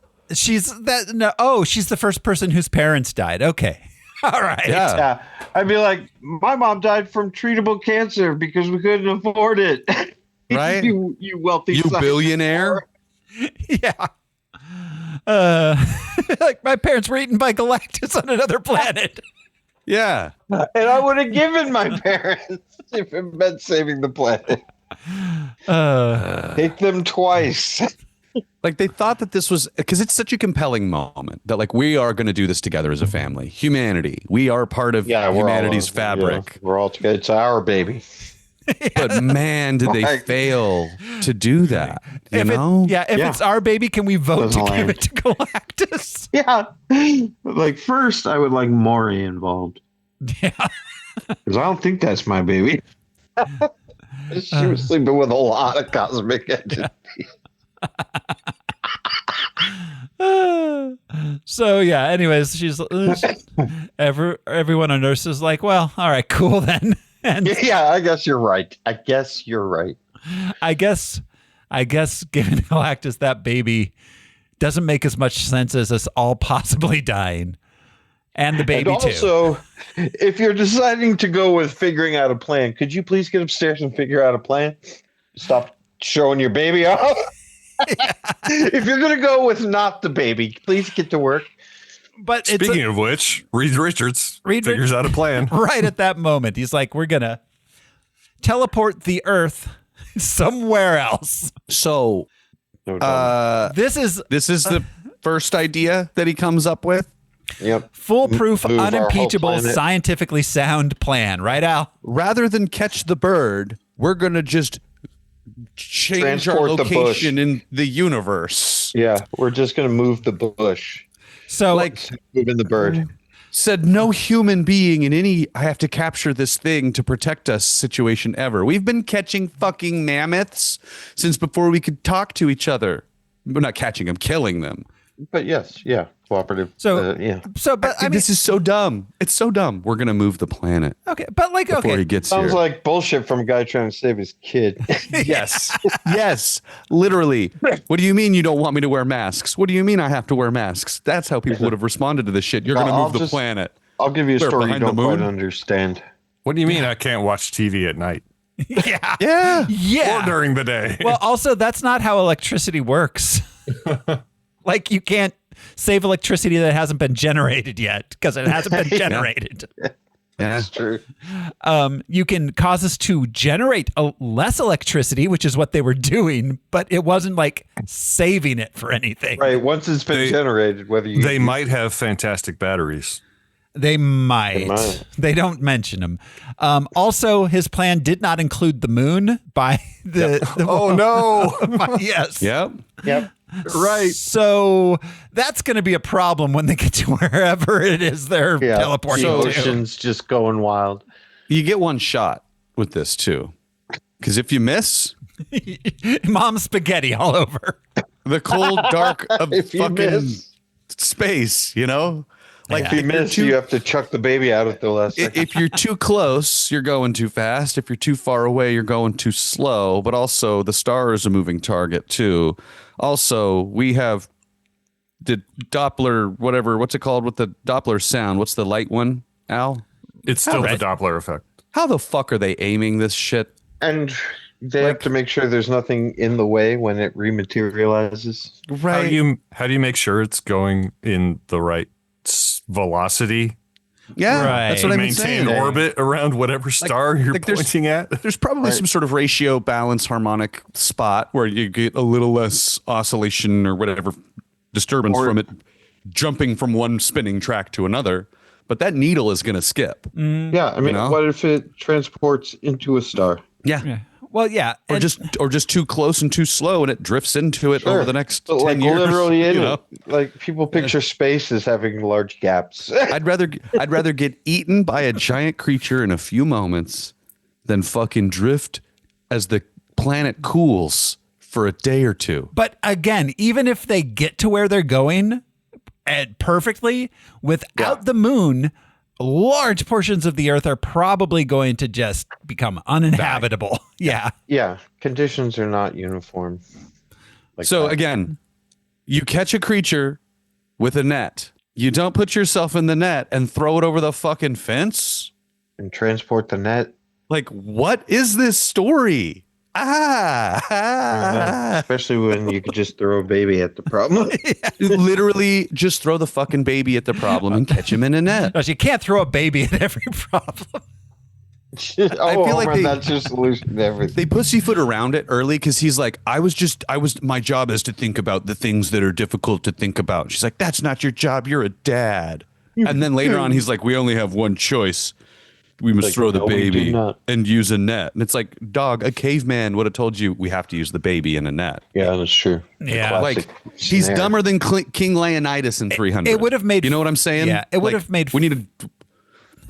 It would have made far more sense to set up a trap for Galactus and use him as bait in the first place than to move the whole planet. On the moon. And to move the planet. Yeah. Do it on the fucking moon. And then we go, oh shit, what was that? Was there a civilization on the moon? Moon. I think it's going to lend itself. I think, Brian, you brought it up kind of, but like their goofy version of science and then entering the 616 21st century.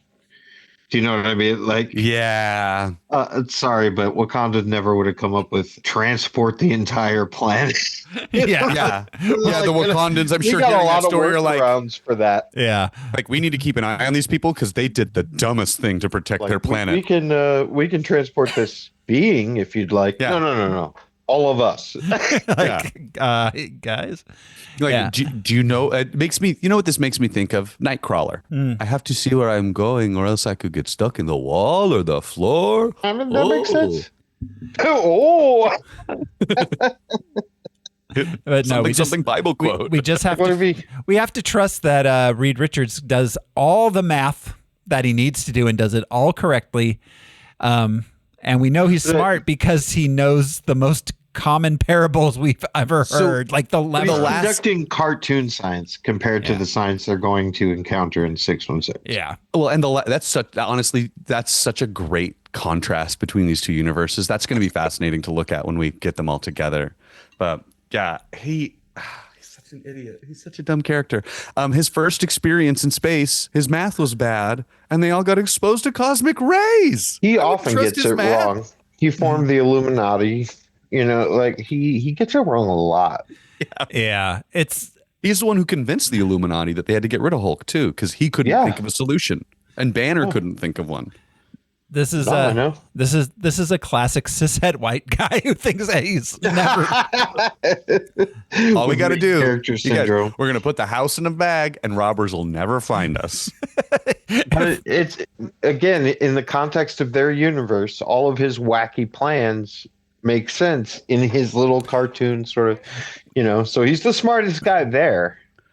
But in 616, I mean, we have androids. We have super even androids. the Blazing Saddles plan was better. Build a fake Earth he goes to. That would have been better. That's true. And use all that stored up energy to make it look like it's an inhabited. Oh, that's interesting. But you're right. We're thinking in more modern practical terms, and this that would have been a hilarious alternative 60s cartoon. That would have been a hilarious ending to that, though, is to have them build a Blazing Saddles style pop-up town. We don't want the Irish. And then they end up breaking the fourth wall when they fight him, bursting on the set of him. Suddenly Dom DeLuise is there. Yeah. Not in the face. So anyways, they build all the things, the Future Foundation, the planet comes together. The day arrives, and as the bridges are being activated, the Silver Surfer comes and starts destroying them. Johnny stops her. Coming. Yeah, Johnny stops. Even though she came ahead of time to tell you. Yeah. Johnny stops her from destroying the last bridge in Times Square. And again, boo. They're all around the planet, and the one that she came to last is the one by their house. Yeah. I mean, and again, they got America to rally, about the energy thing and all working together. But imagine being a family in China and being like, as long as it's a white baby, people will do it. Like, what are they invested in? Right.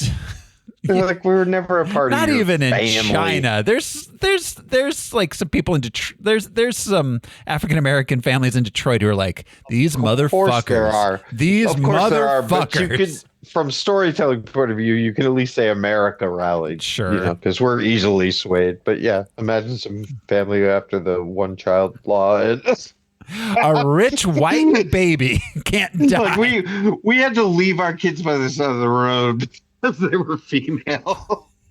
just give the thing your baby. Sorry, You can make another one in less than a year. Yeah, we've been trying to have a baby. Like, oh, it's fuck Fucking you. to the rest of us. Yeah. You're not doing it any more noble. Yeah, trying to have a baby. Anyway, so they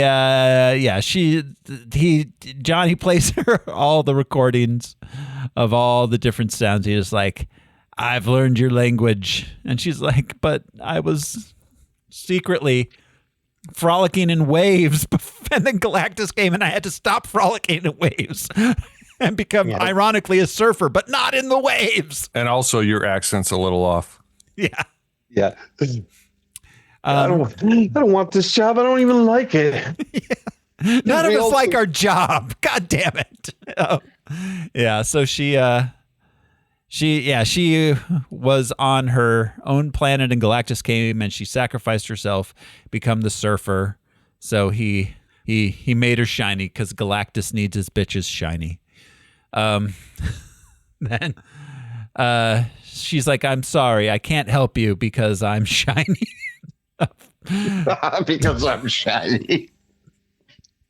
Johnny goes home and they're like, what if instead we lure Galactus into the gate? The plan we should have come up with in the first place. Yeah. And they all look at him like, oh, fuck, why didn't we think of that? We would have only had to have built like 4 of them, maybe, like to make it And big. you could have spent the rest of all those resources on guns or a giant lasso or a net or something. Or an awesome stroller for the baby you're gonna Right? A use. fucking banana peel the size of the moon. Jesus Christ. Making a whole Right. bunch of fake babies so Galactus can't figure out which one's It's like, the real baby. we're hunting a tiger, so we're going to change the entire environment the tiger's in rather than go for the tiger. Yeah. Yeah. Yeah, the tiger wants to eat us. So instead of killing the tiger, we're going to move the jungle. What if the jungle was closer to our camp? So they set it up to lure Galactus to the Times Square bridge using Franklin as bait. They have to evacuate the city first. Where should we evacuate to? New Jersey? No! Go directly under the place Galactus will be walking. Yep. Which is an island as well. Yes. Honestly, this was one thing that I was fine with. The citizens of New York evacuating to the lower. Of course, No, it makes fine sense, with yeah. it. It's just In a comic book sense, it made sense. In a movie full of things that are pointing at scientific ideas, this was the one where I was like, yeah, dude, there's precedent in the comics for this. We know the Mole Man has his city underneath here, but Well, and Sue's knack for diplomacy, which was always a big thing in the comics. And again, it got edited way down. But that's the point, is that she can get anyone to work together. She was the only one that could get Namor to just like. I was going to say, she about to get Namor to work. You know what I'm saying? He's going to be super invested. Chill out. Whereas like Reed would be like, I'm smarter than you. And like, fuck you, dude. Step outside. Like every I cannot wait. Because we have 2 Latino men fighting for fucking Sue Storm. Yeah, it's true. Well, and to be fair, Sue had white chicks named Debbie too. Sue had my better gosh. relations with Mole Man than she did with the governor of New Jersey. So or Reed. Yeah, seriously. they evacuate to underground. Galactus arrives and walks through the city. You can tell by the way he uses his walk that he's a ladies' man. The way he's switching walk. Yeah, he is. It's a cool shot of him peering down at the Statue of Liberty. Yeah, Mm-hmm. I thought he was gonna like bust it up for a second. Which I just found out maybe again is actually in New Jersey. The Statue of Liberty. Yeah. Oh, Yeah, it's technically over yeah. the state line. Yeah. Yeah. Maritime border. It's He was probably like, "What is this, Mister Captain Hook? You're a crook." I can't remember what else. Yeah. So he gets there. They blind him and then switch the baby with an empty holder, baby holder. Yeah. Baby holder. Baby Again, dispenser. they thought that the guy who traveled across the universe for their baby was going to be like, oh, it's clearly right here in this thing, not a mile away. That's funny. Like, he's playing 3-card Monty in Times Square. Like, where's the baby? Which one has the baby? Keep your eye on the baby. Where's the baby? Well, yeah, Like, they're trying to outsmart him again. Well, and Johnny doesn't fly him. Bait and switch. Doesn't fly him to like L.A. He flies him, just to Or a the middle building of that's nowhere. in his eyesight. Yeah, literally. Yeah, it's in like the field of Galactus vision. has another sense that allows him to find cosmic beings. Yes. Yeah. He's all up. It's probably in that stroller thing. Yeah, it was just there. I'm not going to look a second time. And I can't feel it. I can't intuit anything. Yeah. So he's about to enter the the Thunderdome. the teleport zone. The octagon. Yeah. But then he's like, nah, baby's not there. It's over there. Yeah, the foot that's about to step. So he goes. Clever little bugs. Yep. You had to get up pretty early in the morning. You almost Well, got pass me. one on Galactus. Yeah. So they Carnation. he goes and to the Baxter building and just grabs the baby through the wall. We get a big fight scene where all four of them are just using their powers trying to stop him. The stretching of Reed was cool. Finally. Yeah. Yeah. But that's it. That's all we got of it. Yeah. Yeah, very little. And Sue uses her powers and starts pushing him towards the portal with the force field while Reed goes and rescues Franklin. She pushes him right through the portal. Johnny turns it on. She gets Ben almost got thrown into space. Oh, that's right. Yeah, Johnny had to grab him and then come back. Yeah, so she pushes him through the portal, but then he's like, "Hey, I'm still here. I'm still standing." Guess Sue's back. Hey, it's a two-way portal. Yeah. Doors open both ways. Hawkeye told me that. Hawkeye told us that in the Hawkeye, the smartest you can't- Avenger. You can't really transport anybody. They can come back. Yeah. Yes. So Johnny's Also, like, they knew where a black hole was. Is that where they teleported him to? Was to that black hole? Yeah, because they had to move him to another part of the universe. yeah. Yeah. They said they were just going to send him real Wherever they far. were going to send the Earth. Yeah. Real far away. It would take him a million years to return. Right? A couple miles from our solar system. Without his ship. Straight up. Yeah, but he is without his ship. That's true. Yeah, that's true. Yeah. Just a dude. No hot rod. It's like, I've got to like swim through space back to Earth. Like, I don't want no scrubs. The passenger side of your best friend's ride. Just Galactus hitchhiking his way back. Baby. So, so Johnny is going to sacrifice himself by pushing Galactus through the portal with him, but he's pushed out of the way by Shalabal, who pushes Galactus through the portal herself. It closes behind them, and That's kind of reminiscent of Tony flying the nukes. Yeah.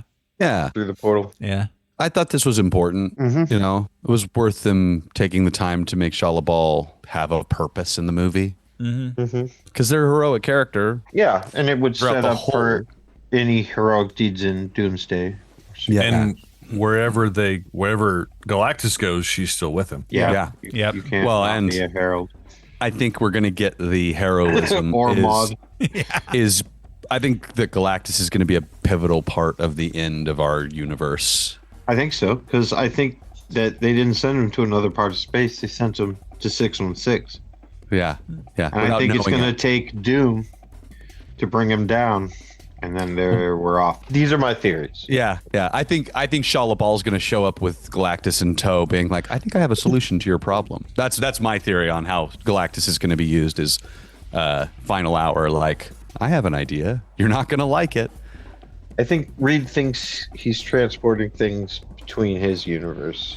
Yeah, He's accidentally transporting things, multiverse, causing an what's it called? incursion. Incursions, yeah. Yeah, Galactus now there are showing up in two 616 would be an incursion. Yeah, if there's two Galactuses in our universe, oh, that's bad. Yeah.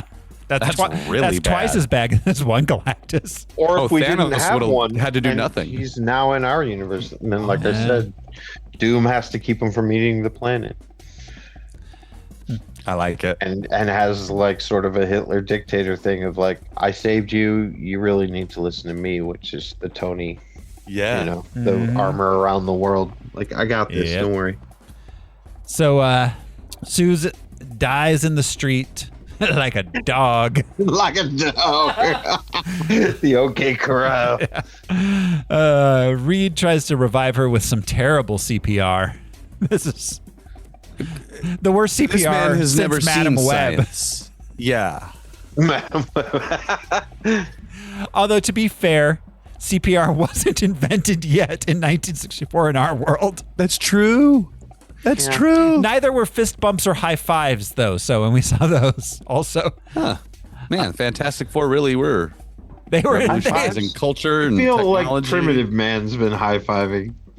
Yeah. I feel like we've always been like, that was awesome. We like that sound is satisfying to our ears for some reason.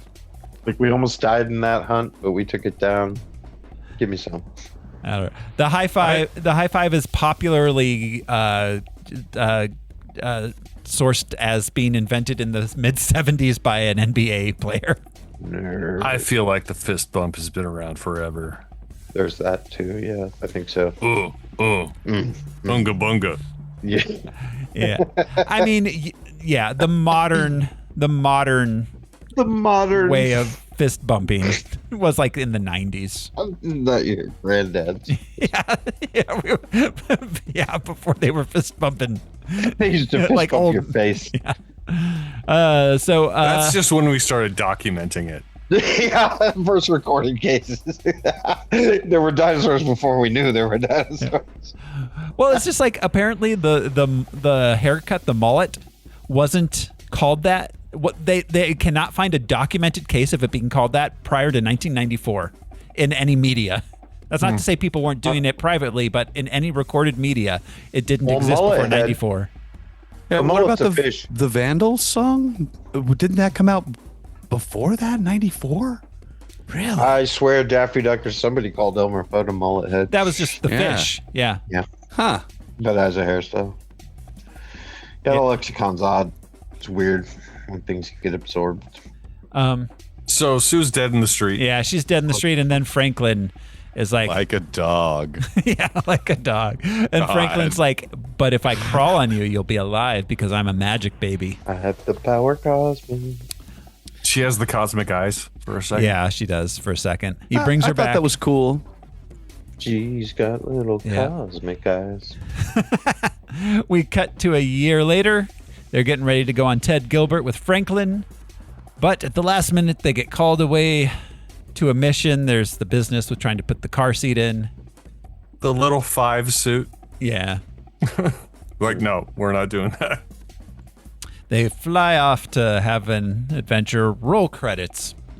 In a mid-credit sequence, 4 years later, Sue's reading to Franklin at home. She goes to get a different book and turns around to see him with Dr. Doom.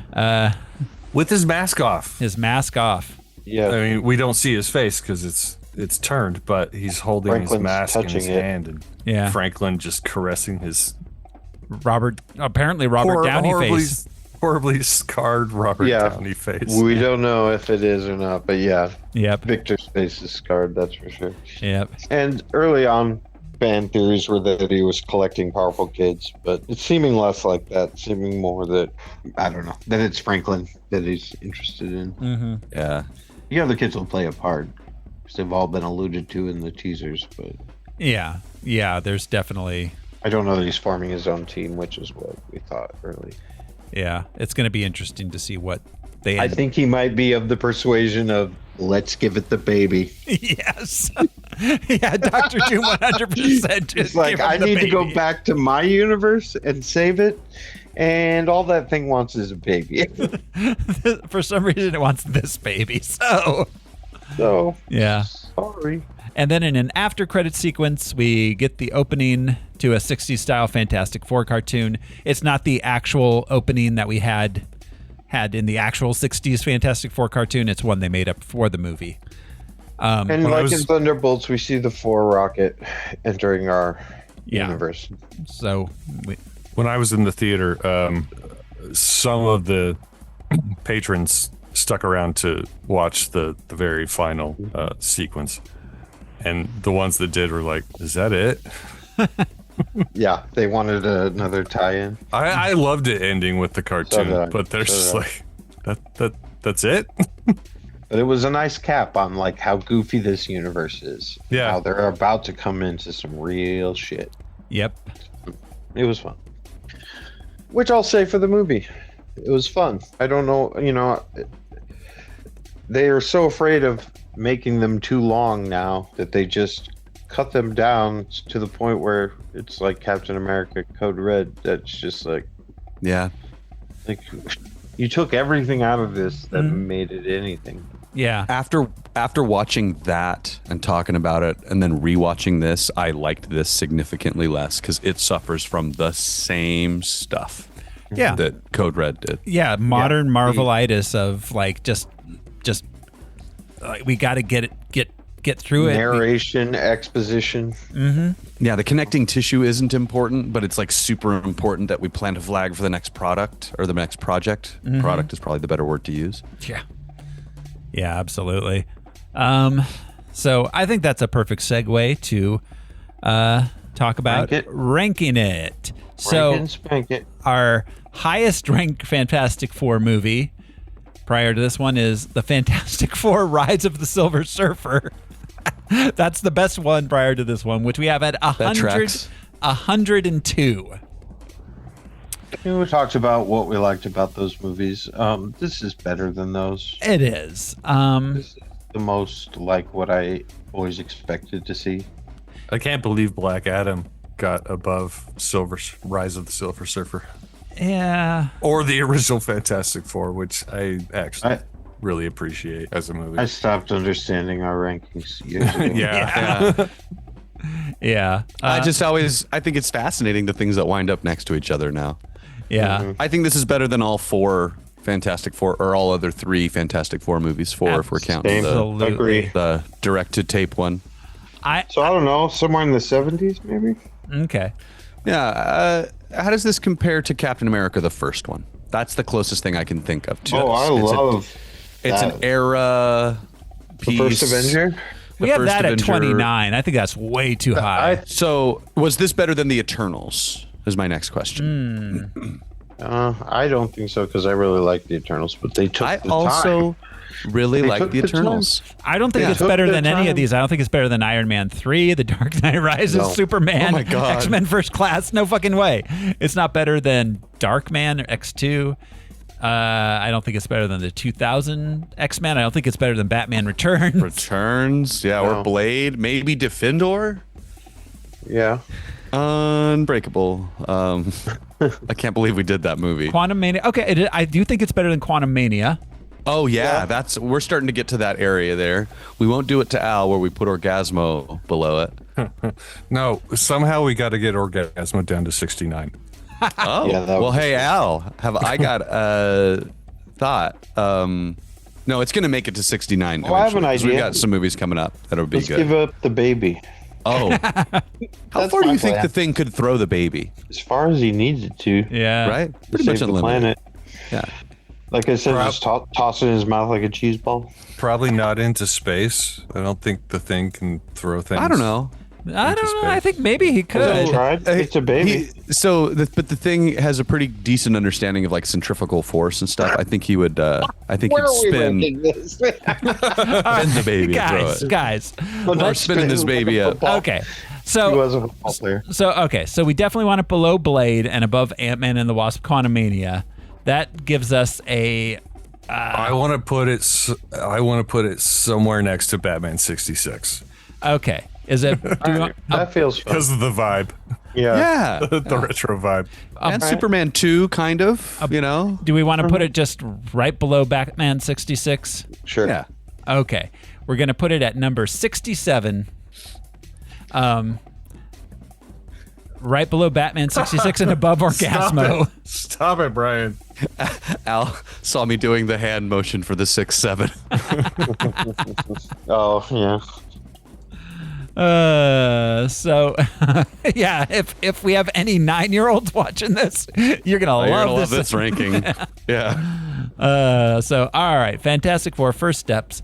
That is it for that one. Next week on Harmless Phosphorescence, we will be returning to Tromaville. The Toxic Avenger is You think back. they're gonna? Yeah. You think they're gonna point any guns at old ladies or babies in this one? I Babies. mean, I I hear they think go so. full on. I hear Yeah, it's, the taco shop scene is there. yeah, Really? they go Yeah. full fucking on. So Oh, I'm excited. I might watch it today. that is next time on Harmless Phosphorescence. Until then, thanks for hanging out with us. This is your host, Throw Smiley. I am mathematical, I am ethical, and I'm available, ladies. I'm not. I'm married. I'm Josh Cece. You want a baby? I can get you a baby by 3 o'clock with polish. Polish. I'm Brian Lesh, and I told you having a baby would fix everything. And I gotta go. I have my panic sweat in the lab scheduled for later. I'm Alaric Weber. Did you leave the baby oven on? We'll see you next time, everyone. Bye. Bye.